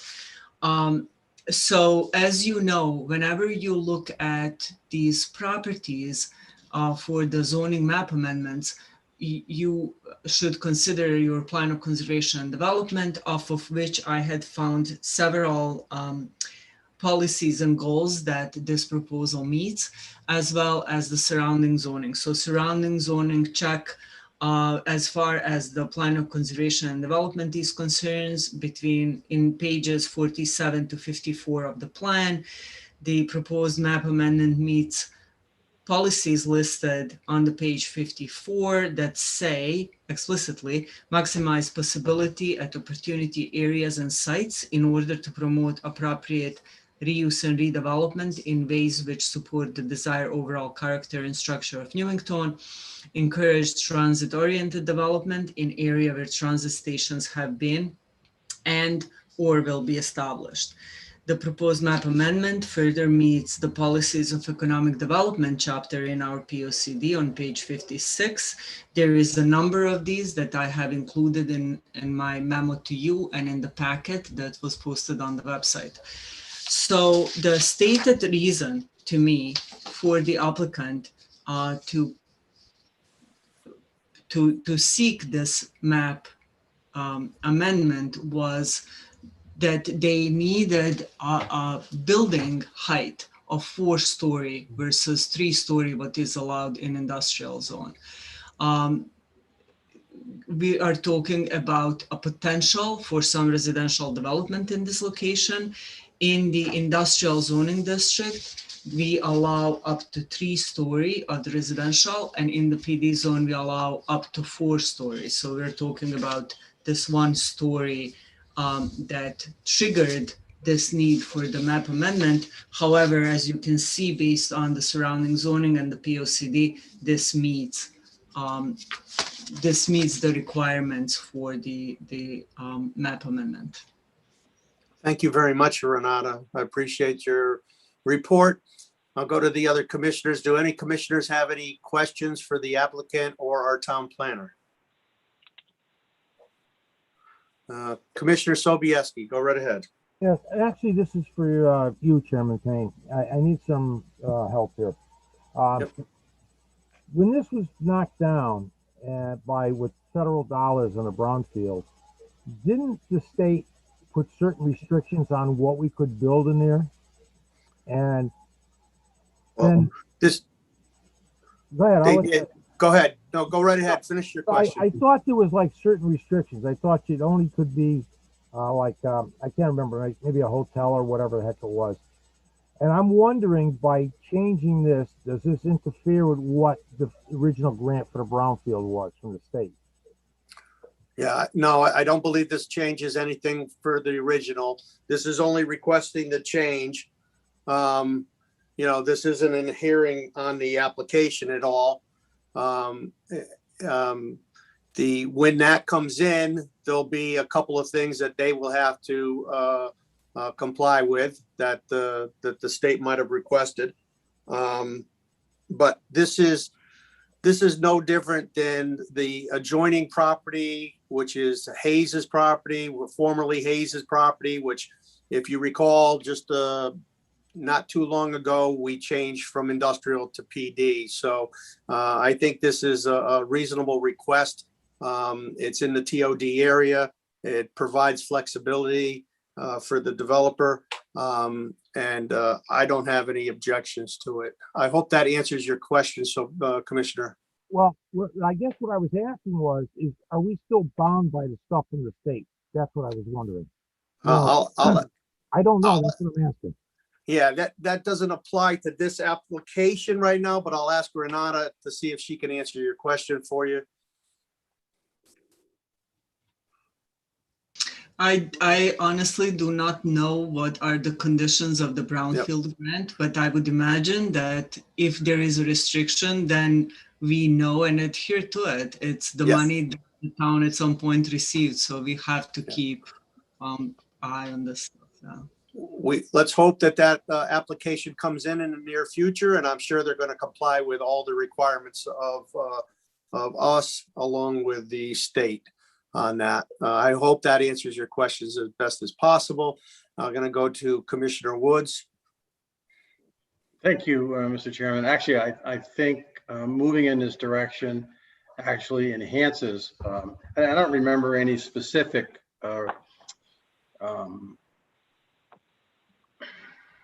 regulations or objections that were put on this when we received the brownfield grant. And again, I think turning it into a PD zone does just the opposite. I know that the state was very interested in the town of Newington when they did purchases and received that grant to make sure that we use the TOD definition. And when we went forward to make improvements on this property, that we did that. And I believe we're moving in that right direction. So I see this as a big positive for the town. And for a piece of property that the town actually went out on the limb at one point and made a big investment in to purchase the land and then get it remediated so we could get it to this point. So it's been a long time coming, and I'm happy to see this continue to move forward. Thank you, Commissioner Woods. Any other questions from commissioners? If there's no objection, I'm going to go to the public. Is there anybody from the public wishing to speak in favor of this petition 33-21? Anybody wishing to speak in favor? Anybody wishing to speak in opposition? Anyone wishing to speak in opposition? If there's no objection, I would entertain a motion from the commissioners to close petition 33-21 and move it to old business for action. So moved, Mr. Chairman. Moved by Commissioner Woods. Do I have a second? Second by Sobieski. Thank you, Commissioner Sobieski, seconded by Commissioner Sobieski. Any questions or comments? All in favor? Aye. Aye. Opposed? Anyone opposed? Motion carries unanimously. Okay, the next thing on our agenda is the approval of minutes for June 23rd, 2021. Entertain a motion. Make a motion to approve the minutes for January 20, June 2021. Thank you. Motion made by Commissioner Sobieski and seconded by Commissioner Fox. Is there any corrections or comments on the approval of the minutes of June 23rd? Hearing none. All in favor? Aye. Aye. Aye. Opposed? Motion carries for the approval of the minutes of June 23rd. Okay, under new business is petition 25-21 and 27-21. Those things will be on our agenda for our next meeting under old business. And as we go down in old business, we have, I'm going to skip down to petition 33-21 for a zoning map change from I zone to PD zone at 690 Cedar Street. Applicant and contact Anthony Properties, Brian Shue, owner, town of Newington. If we could put the motion up for that, I'll entertain a motion. If one of the commissioners could read a motion. I'd be happy to read that, Mr. Chairman. Thank you, Commissioner Woods. Petition 33-21 for a zoning map change from I zone to PD zone. It's 690 Cedar Street. Applicant and contact Anthony Properties, Brian Shu, owner, Town of Newington. Move to approve the zoning map amendment with an effective date, July 25th, 2021. Reasons for the approval. The proposed amendment is consistent with several provisions of the Town of Newington POCD and with surrounding zoning. Okay, motion made, and I believe Commissioner Fox, you have a second? That's correct. Thank you, Commissioner Fox. Any questions or comments? All in favor? Aye. Anyone opposed? Anyone opposed? Hearing none, it was unanimous. Thank you very much. Thank you. Have a good night. Good Good night. luck. Okay, now under our town planners report, we have, I'm going to turn it over to Renata for her report. Yeah, we have a couple of things. So first off, we have the future agenda report. Again, it lists all of the new applications that we've been receiving. It is not insanely long like it was just maybe like a month ago or so, but it's still, we still have regular business that's coming in. What you're seeing on your screen is not most up-to-date version. The most up-to-date version is actually shown online, and it includes 2 wetlands application. There is an application for the Zoning Board of Appeals for a project at 68 Ralph Avenue. I recommend to all residents, anybody watching this, to keep an eye on this agenda. And again, like I stated before, it's tentative schedule. It says so right at the heading. If you have any questions about when something is to be in front of the Planning Commission, please call us. The next thing, if I can share my screen, James, I would appreciate that. So let me do this real quick.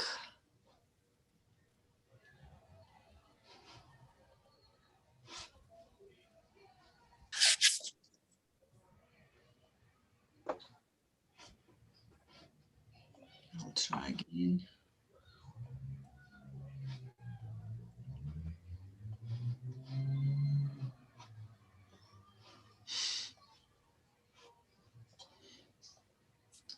James, I am not able to do it. So is it not set yet, or? He's probably not at the camera, Renata. That's probably why. He's probably not at his computer. I was asleep. No. No, you should be able to. I've got it set for all panelists and anybody sharing at the same time. Yeah, you know, James, you had it that way, but if I'm looking at it now, it doesn't say that we can share. I've got my advanced sharing shows on the screen for me, all panelists, and anybody can share at any point. You know what, James, does, let's not make like a huge project of this. Would you like a slideshow? Why don't you do it? Yes. And actually, while you're Yep. doing it, I'll email you the most up-to-date version. So Okay, that Commissioner Haggerty, did you have a question? Nope, my bad. No Sorry. problem. So you have another version of it? I do. That's all right. It's okay. We can do, you know, we can do what we can do. If you don't mind showing it, it'll be fine. Go ahead.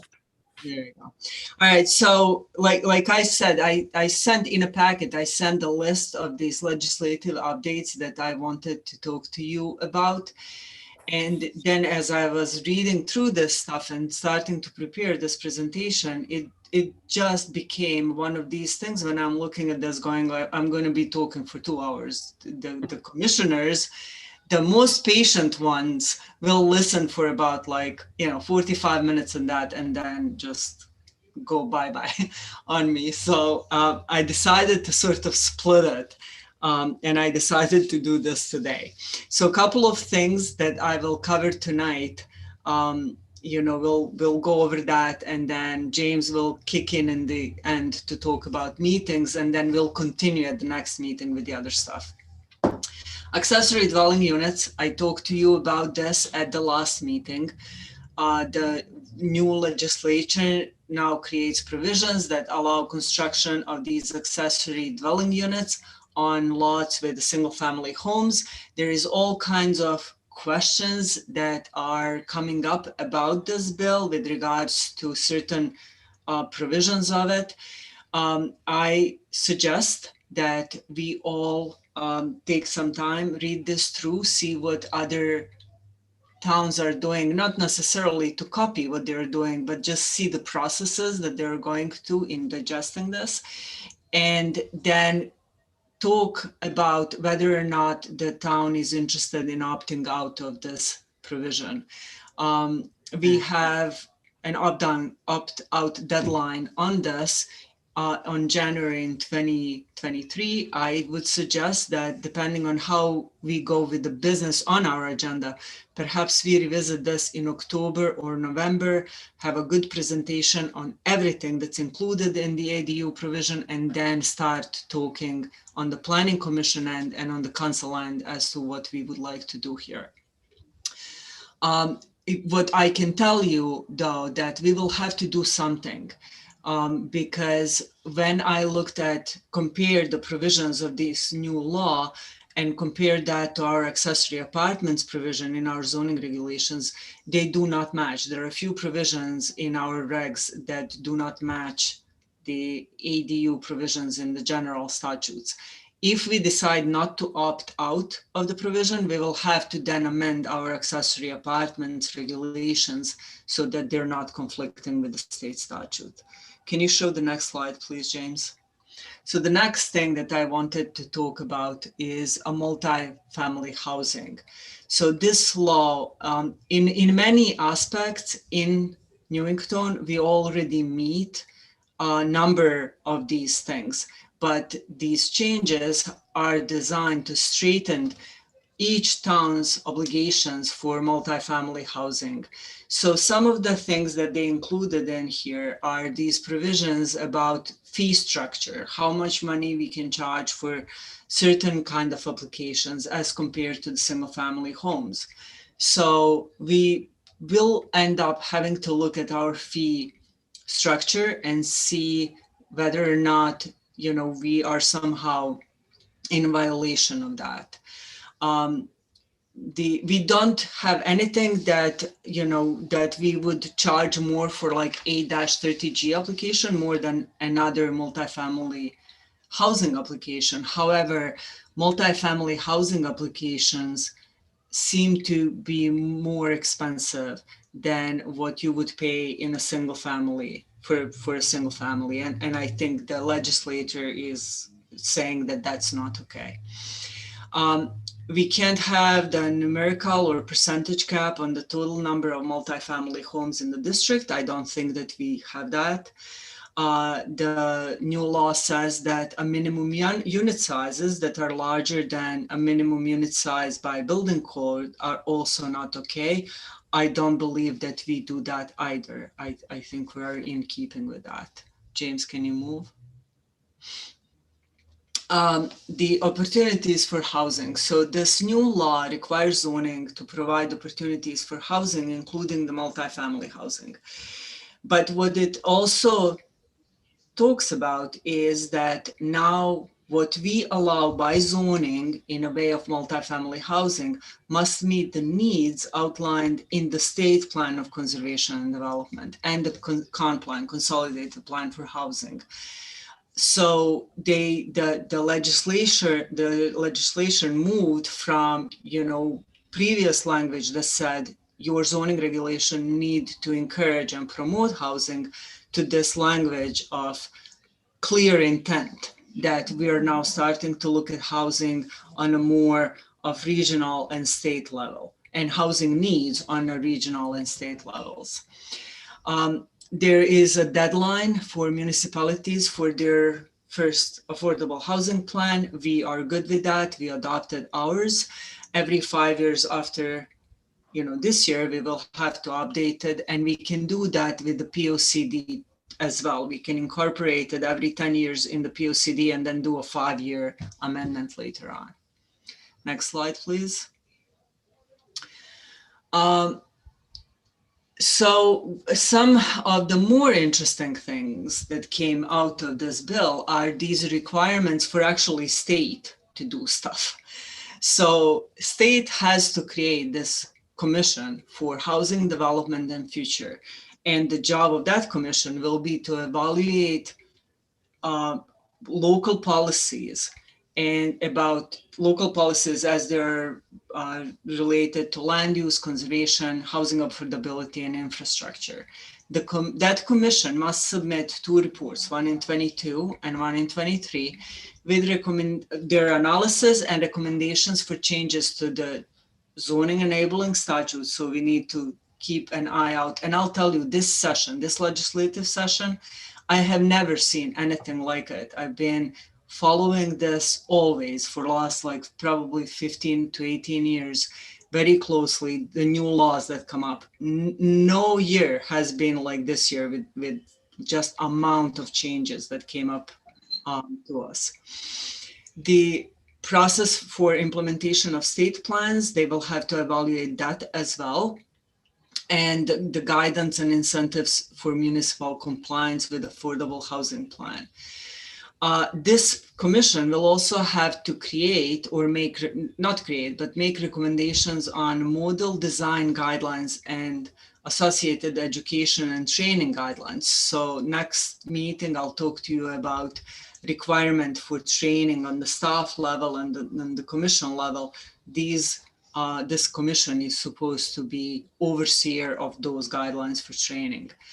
And then lastly, the special bill 1202 requires that OPM collects, analyze, and report data related to existing state and federal housing programs and economic and racial segregation. This report, the initial report, is due by January 22 and then every 2 years. So these things that originate from this commission on housing development and future and the OPM report will probably be what guides a lot of state statutes that come in following years. Can you move on to next slide, please? Some other changes that are worth mentioning are, for example, the new law removed the language that required the zoning regulations to consider or to be used to prevent the overcrowding of land and avoid undue concentration of population. They explicitly eliminated this language from the provision that says zoning regulations must consider this. They didn't say that you're prohibited from considering this, but it is not one of those few main charges that the zoning commissions in adoption of regulations had. They also now require that regulations be designed to protect historic, tribal, cultural, and environmental resources.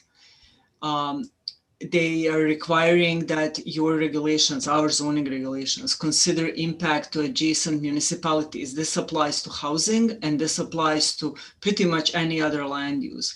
So they're now talking about things such as considering next town over when we designate a zoning district commercial, like we have to actually understand what's going on across the border. The regulations must address disparities in housing needs and address the opportunities, including employment and education. I'm not quite sure how zoning regulations will be able to do that. Promote the efficient application review. This pertains, again, mainly to the housing, where there is a pretty significant push to provide a streamlined process of the application review.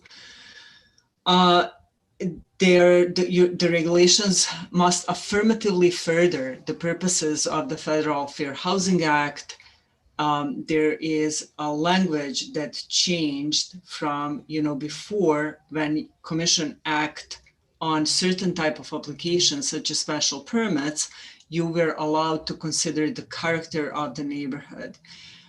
They have actually defined character to be a physical characteristics of the site where this is proposed and the structures on it. So what this has eliminated is any kind of ambiguous character considerations that are used by some municipalities in perhaps improper way. And also zoning cannot prohibit these small scale home-based food production activities.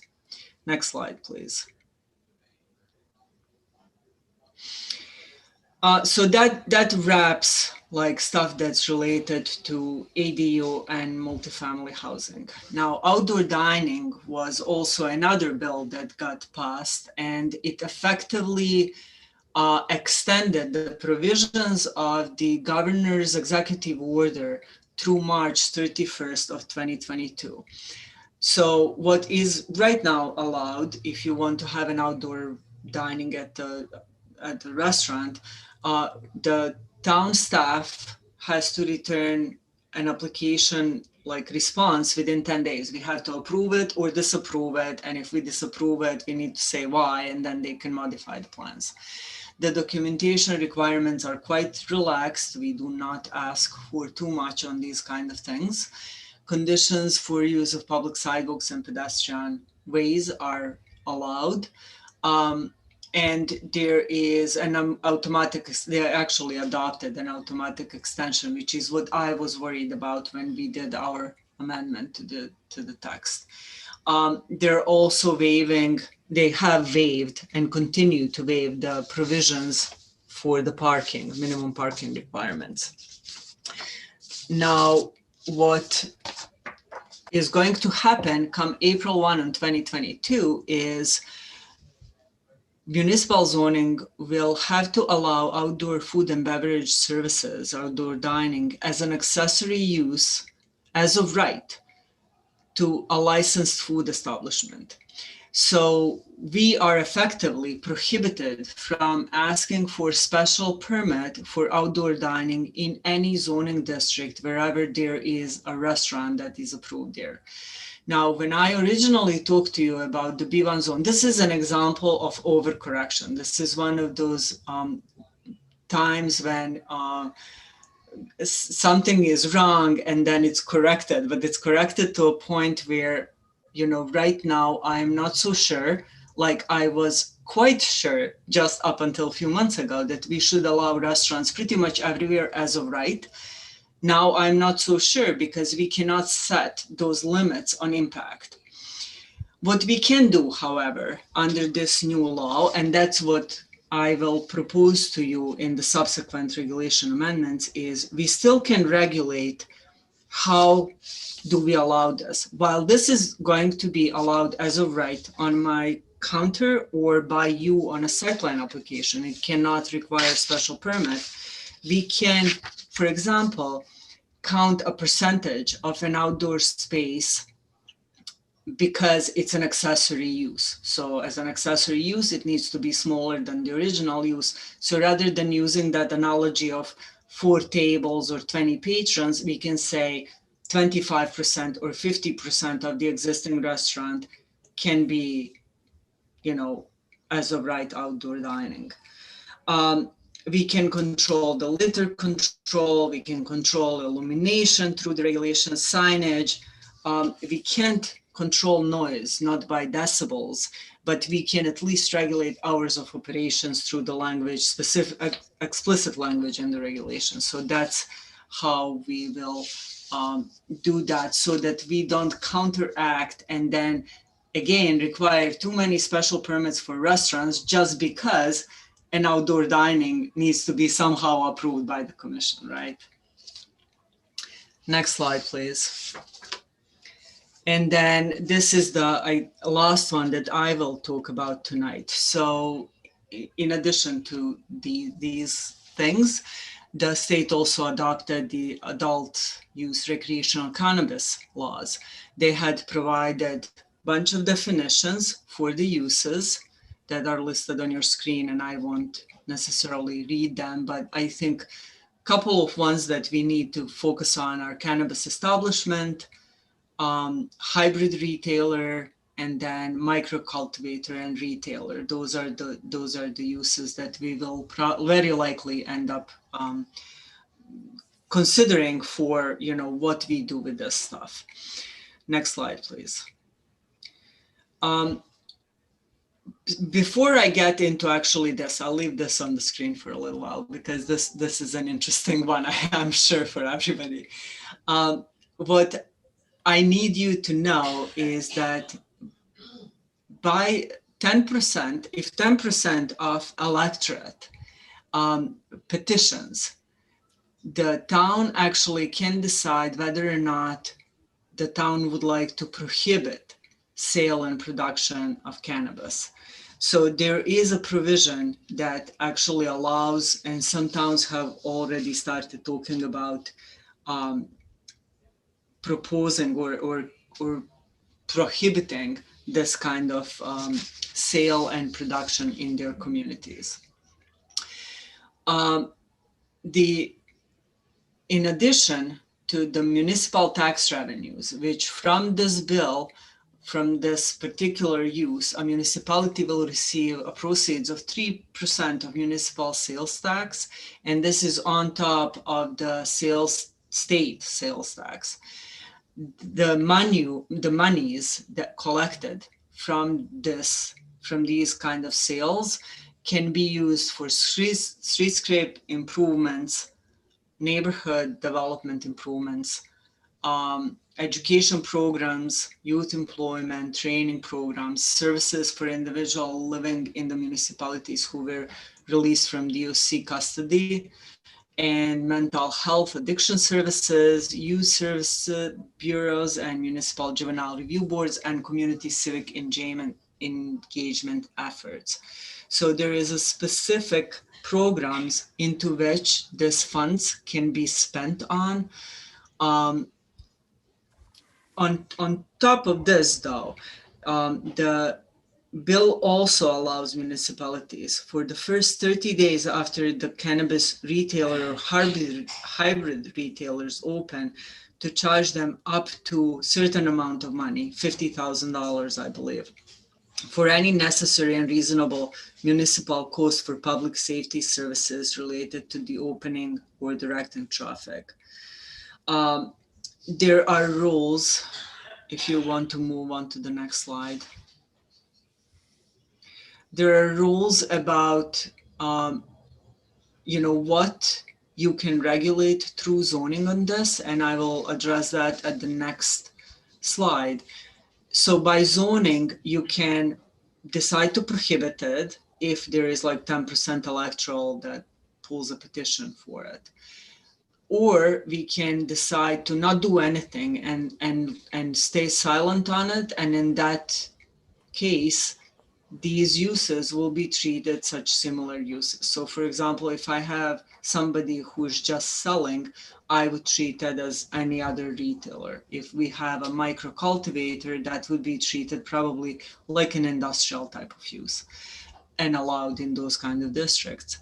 But if we decide to control it, we can review it for specific things on the next slide. The municipality can, under the law, only allowed no more than one retail and one micro cultivator for 25,000 residents. There is a lot of discussion right now on the listserv as to what does this mean. When I originally read this, my reading of this was that we would only allow one of each. And because you have to come to 25,000 and then above that number, you get one. But there is an opposing opinion that people are saying that, no, it's for each 25,000, you get one.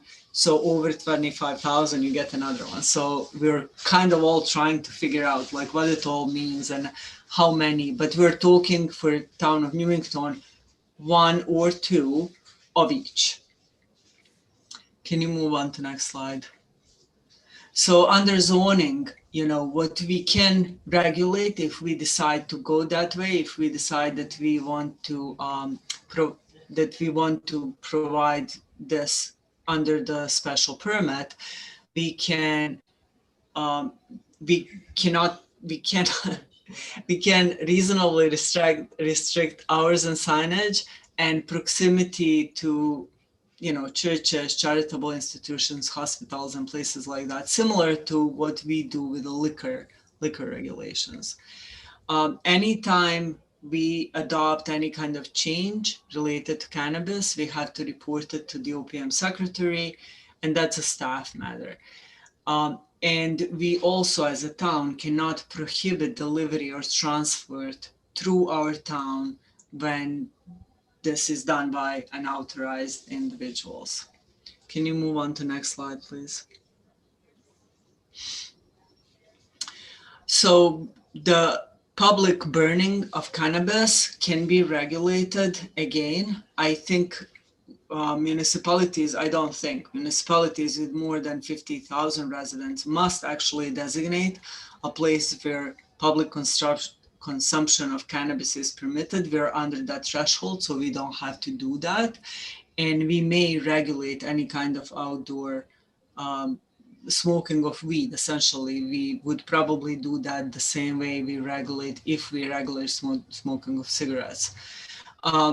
And the growing of cannabis is not an agriculture according to this new law. Can you move on to next one? Is there a next one?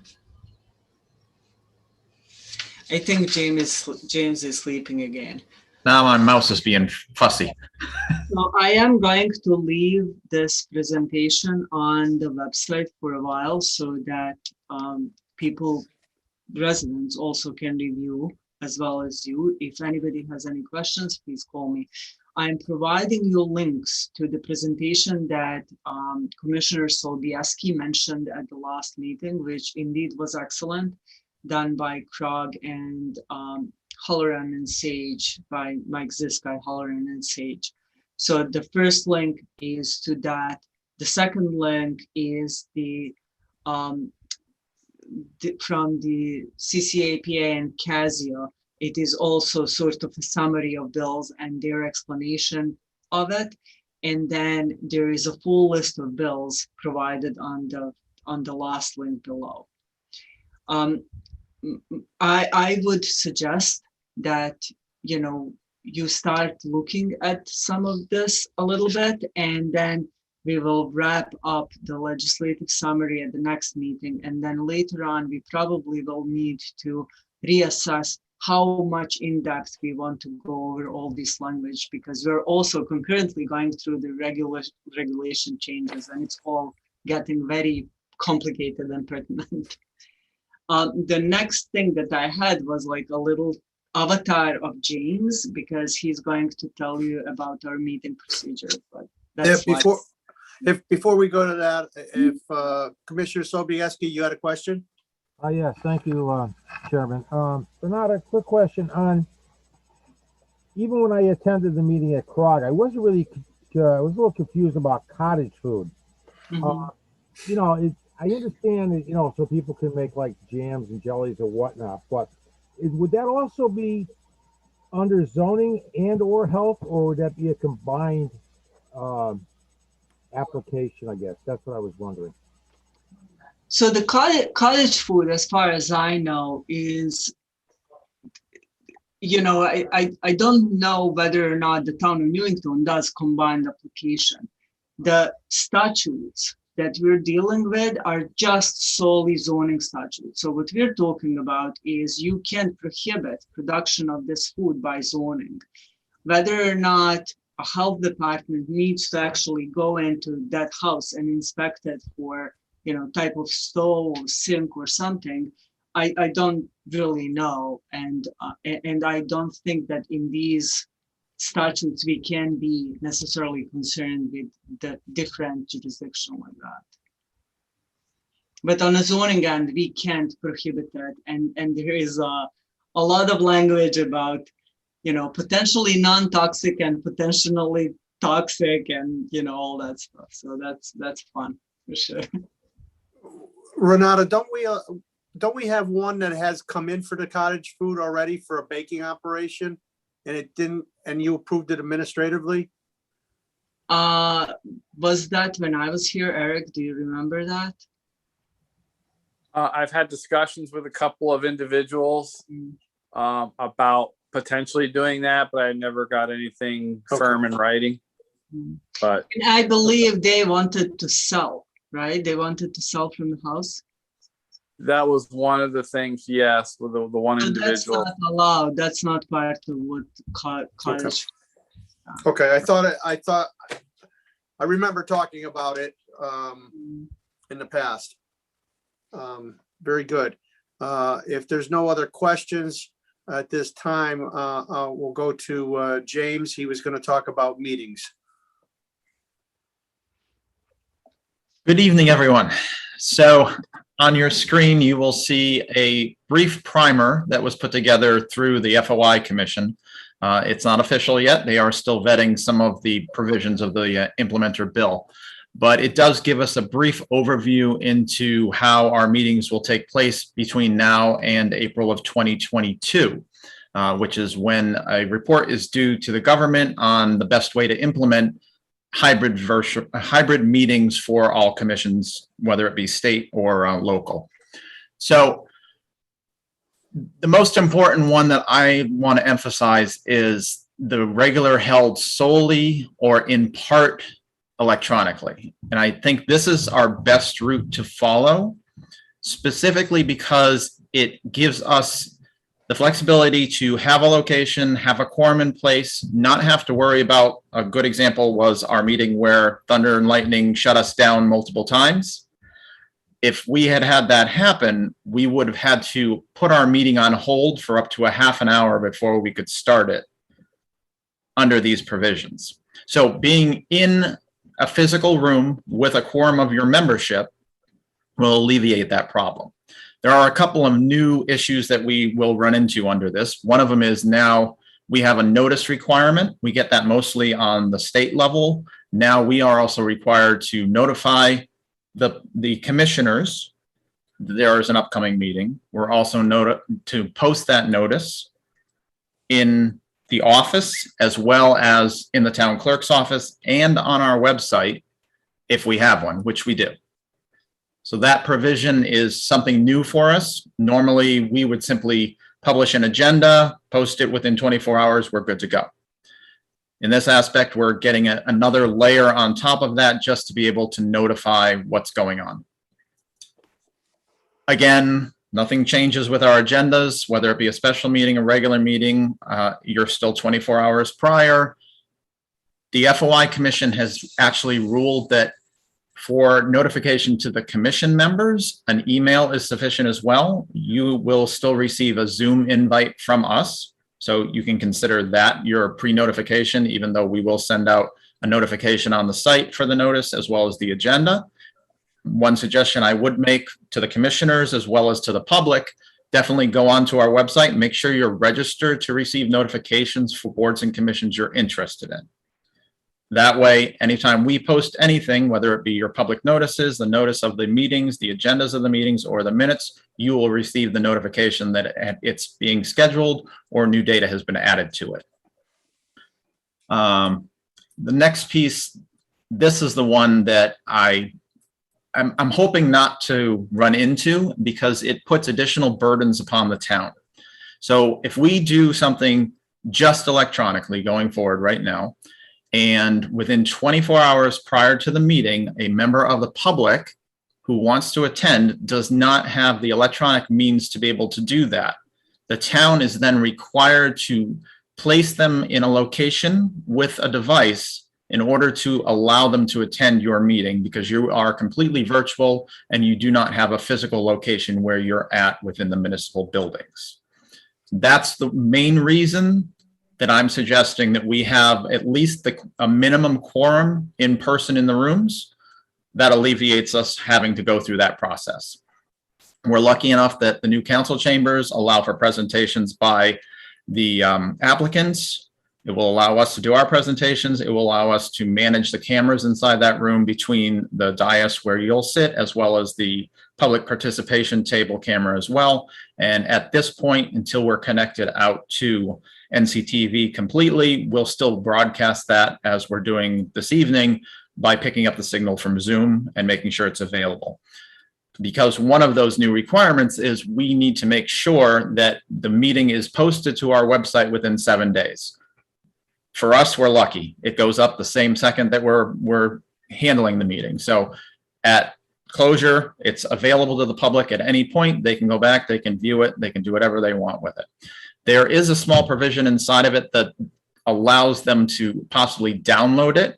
We'll have to have that conversation with FOI specifically, because it may end up being that they request that through us as an FOI request. We have the ability to send out links through our Zoom, but I don't really want to have to manage that piece of it. It'd be easier to get a request for that record and say, I want to have that meeting from July 10th, whatever it may be. They come in with a flash device, or they request a CD of it, and we provide it to them. That's a much simpler process for us. As Commissioner Woods alleged earlier, if we're having a meeting, if you have any members who end up being virtual, so it's not specific to the in-persons, but if you have a member who is virtual, they will now be required in the minutes to be indicated that they are attending it virtually. That is a new piece. And actually that is, I'm sorry, on the next page. Let's see, where am I here?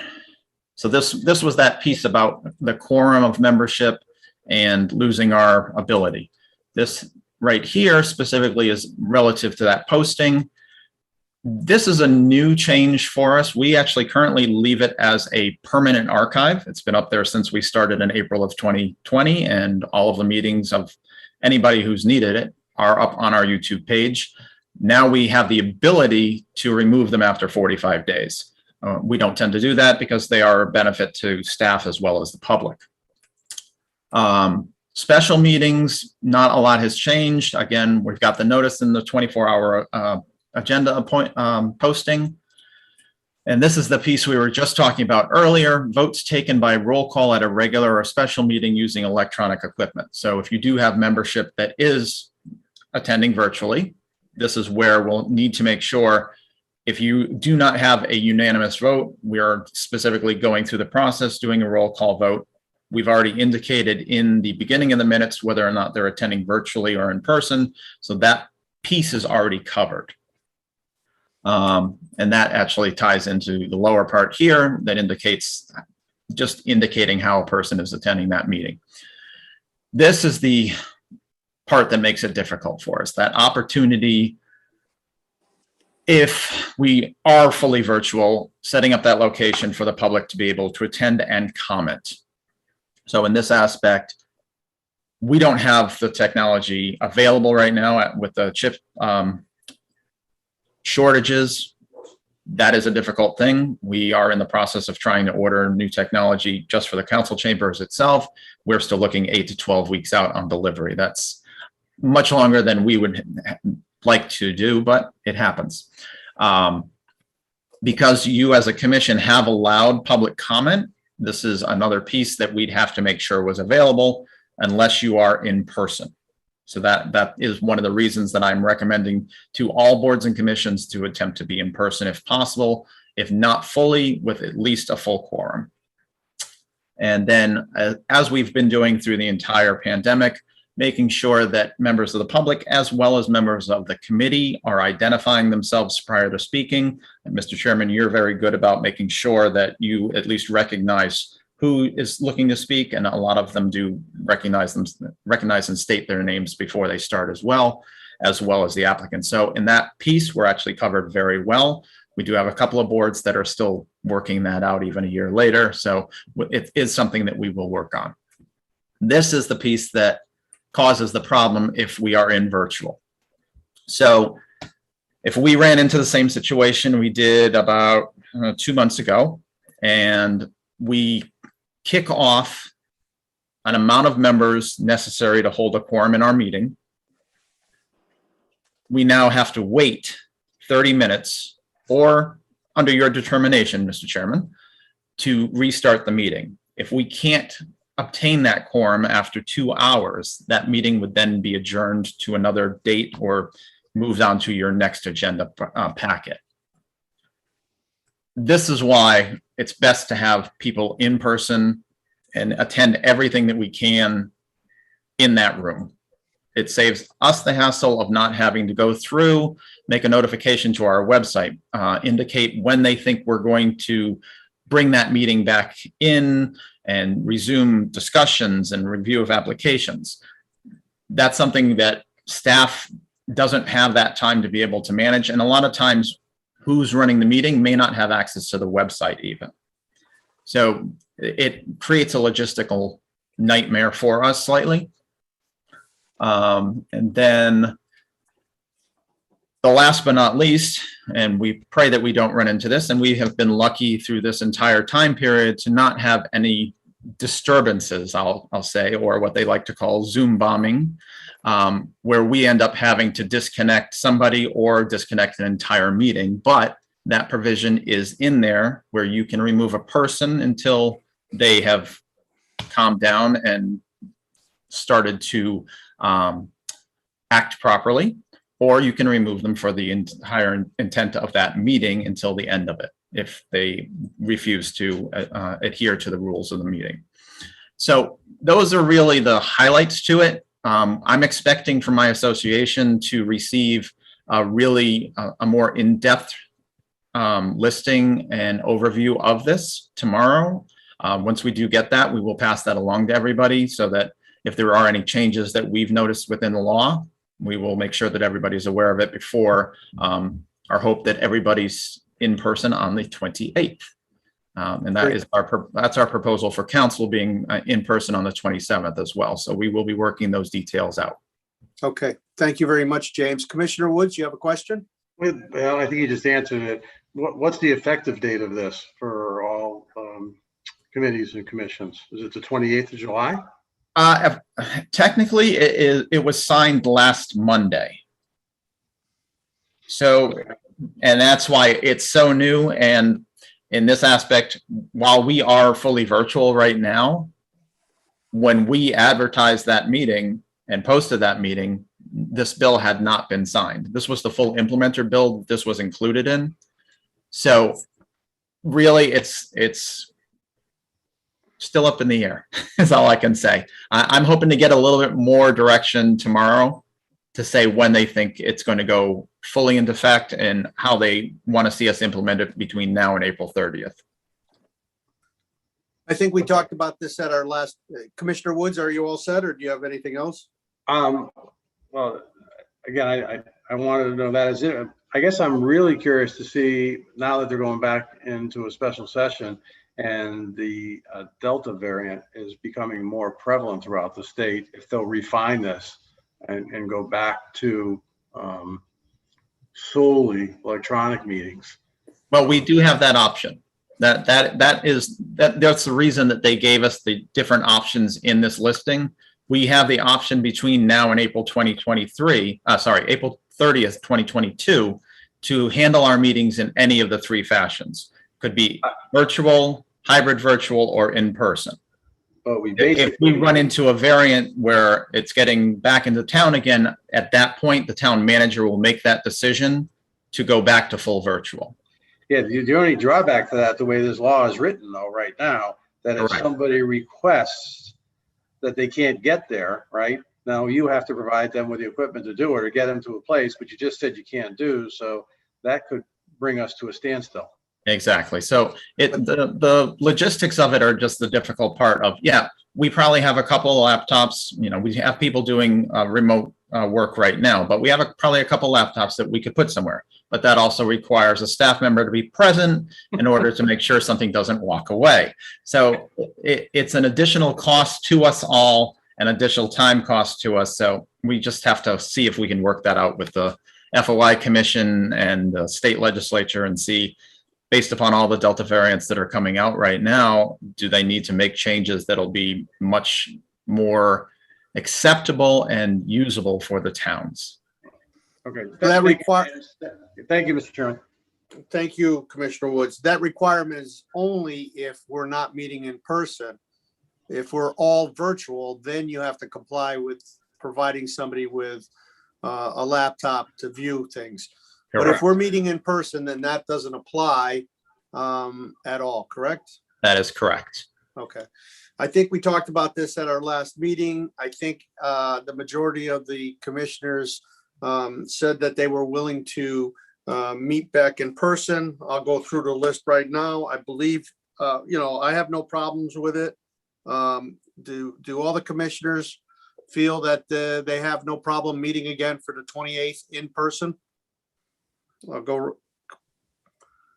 Commissioner Havens, Yes, you have no problems meeting in person, correct? none whatsoever. Thank you. Commissioner Sobieski. Nope, no problem. Thank you, Commissioner Sobieski. Commissioner Fox. Not a problem. Thank you, Commissioner Fox. Commissioner Haggerty. No problem, sir. Commissioner Gill. No problem.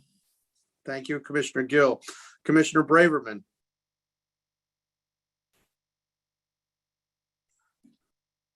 Commissioner Braverman. Commissioner Woods. I have no problem, but I would like to make just a brief comment that I Sure. think the way that we are holding these meetings right now, and primarily because of James and the excellent job that he's doing, I think the public is going to suffer a little bit because James is putting everything on the screen as fast as we talk about it. It is up there. It is highlighted. He does an amazing job. Yep. That's no offense to, Danuta and her staff, but that's going to go away.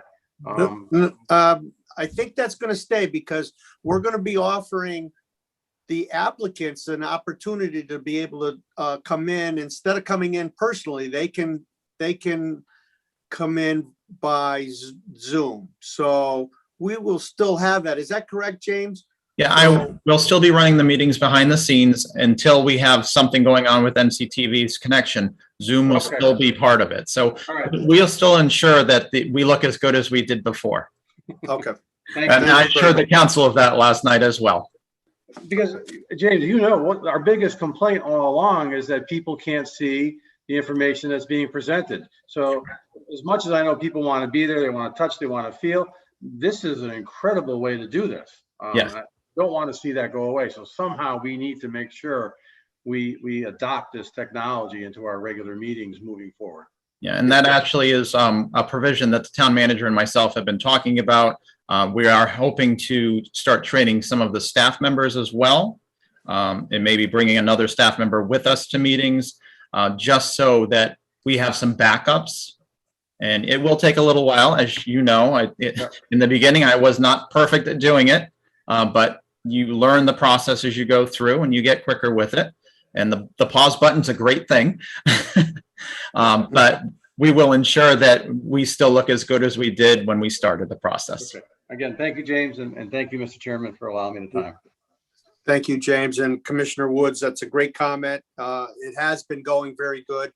James has been doing an unbelievable job. And I do remember that was a comment from a lot of people that they couldn't see things on the screen. So I'm glad to hear that we're making some changes to keep that benefit for the public. I will reach out to Commissioner Claffey and Commissioner Lenars. I will fill them in that on July 28th, we'll be meeting in person. Actually, Commissioner Lenars just texted me that he's in on the 28th. Oh, fantastic. Okay. Any other questions from commissioners? If not, we'll go to communications. Everybody got their CROG letters? Mr. Chair, Yes. before we go into the communication, I have one more thing to report that was received in my office after the agenda got issued. So James, if you can please show the Dakota building elevations proposed and approved. So Dakota Partners approached me the other day proposing some changes to the approved building elevations. If you can switch, James, to what was approved, please. So what you see on your screen is what commission had approved at some point, some years ago, I suppose. There were these dormers on the roof, and the building facade was a two-color scheme. Instead of that, due to some energy efficiency issues, as well as discontinuation of colors that are on these approved renderings, they're proposing, can you move back to the approved one? They're instead proposing to construct this. Now this raises to a level of the administrative approval, and I'm submitting this to you in a matter of a report, essentially.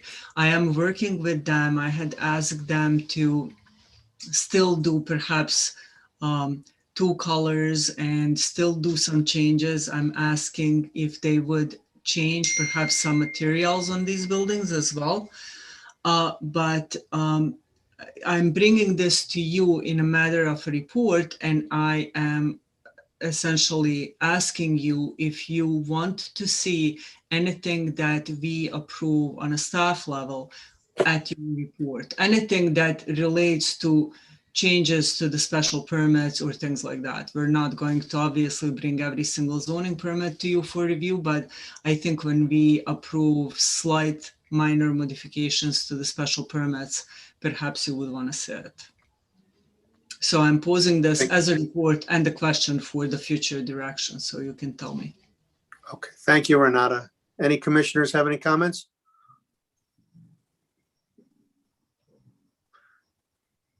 Any comments from commissioners? Renata, I have, if there's something that you feel is major, I think that it's nice that you bring it to us. I think that that our staff is more than qualified to make decisions, and it is in your purview. So I don't have a problem with you making, you and the staff making decisions on this. I'm sure you're going to try to get the best possible design that you can. And I don't have a problem with the color changes that they have here, or the removal of the dormers. Is there any comments from any of the other commissioners? Just to thank Renata for bringing this to us, just to keep us informed. I appreciate that. On another matter with this project, I also would like the commission to know, as well as the public, that this project sounds like it's going to start the construction this fall, perhaps even as early as September. In particular, they will be doing some road widening in this section of Cedar Street. And, come September, the school will be in session. If this Delta variant doesn't end up paralyzing us again, there is probably going to be some traffic on this road. I did ask them to advise me as soon as they know, but at least like a week or two ahead of time, and we'll post as much as we can in a way of information on the town's website and social media, just to advise people to, if they can, avoid traveling on this road while this road widening is happening. Thank you, Renata. Is there any other questions or comments from the commissioners? Why don't we move over to communications, Renata? I only have the CROG letters that were included in your packet. Okay. All right. If there's no questions on the CROG letter, we can move to public participation. Is there any questions? We'll move to the public participation for any items not listed on the agenda within the Zoom application. You can raise your hand. We'll go to Rose Lyons. If you could state your name and address for the records.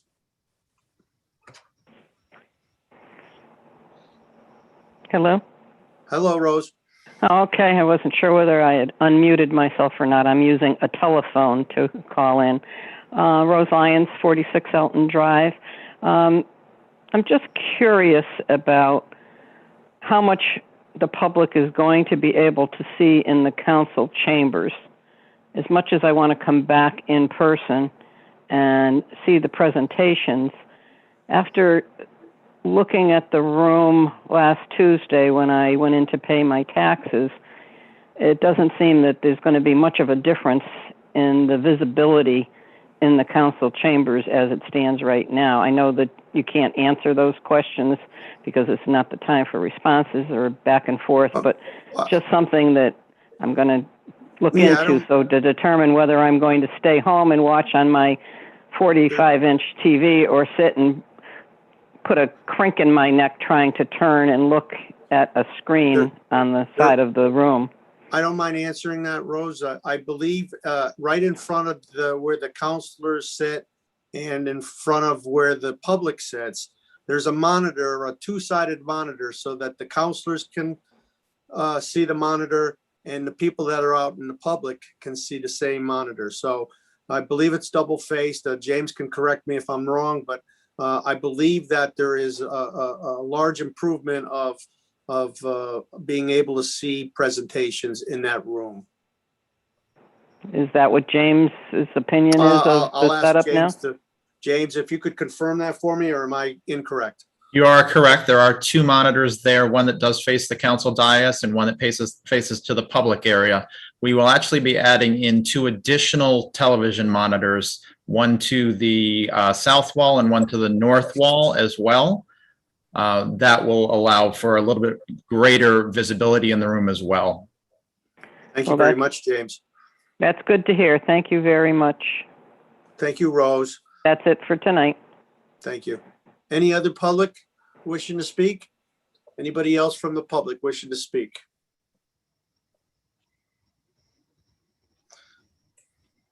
Okay, any remarks from the commissioners?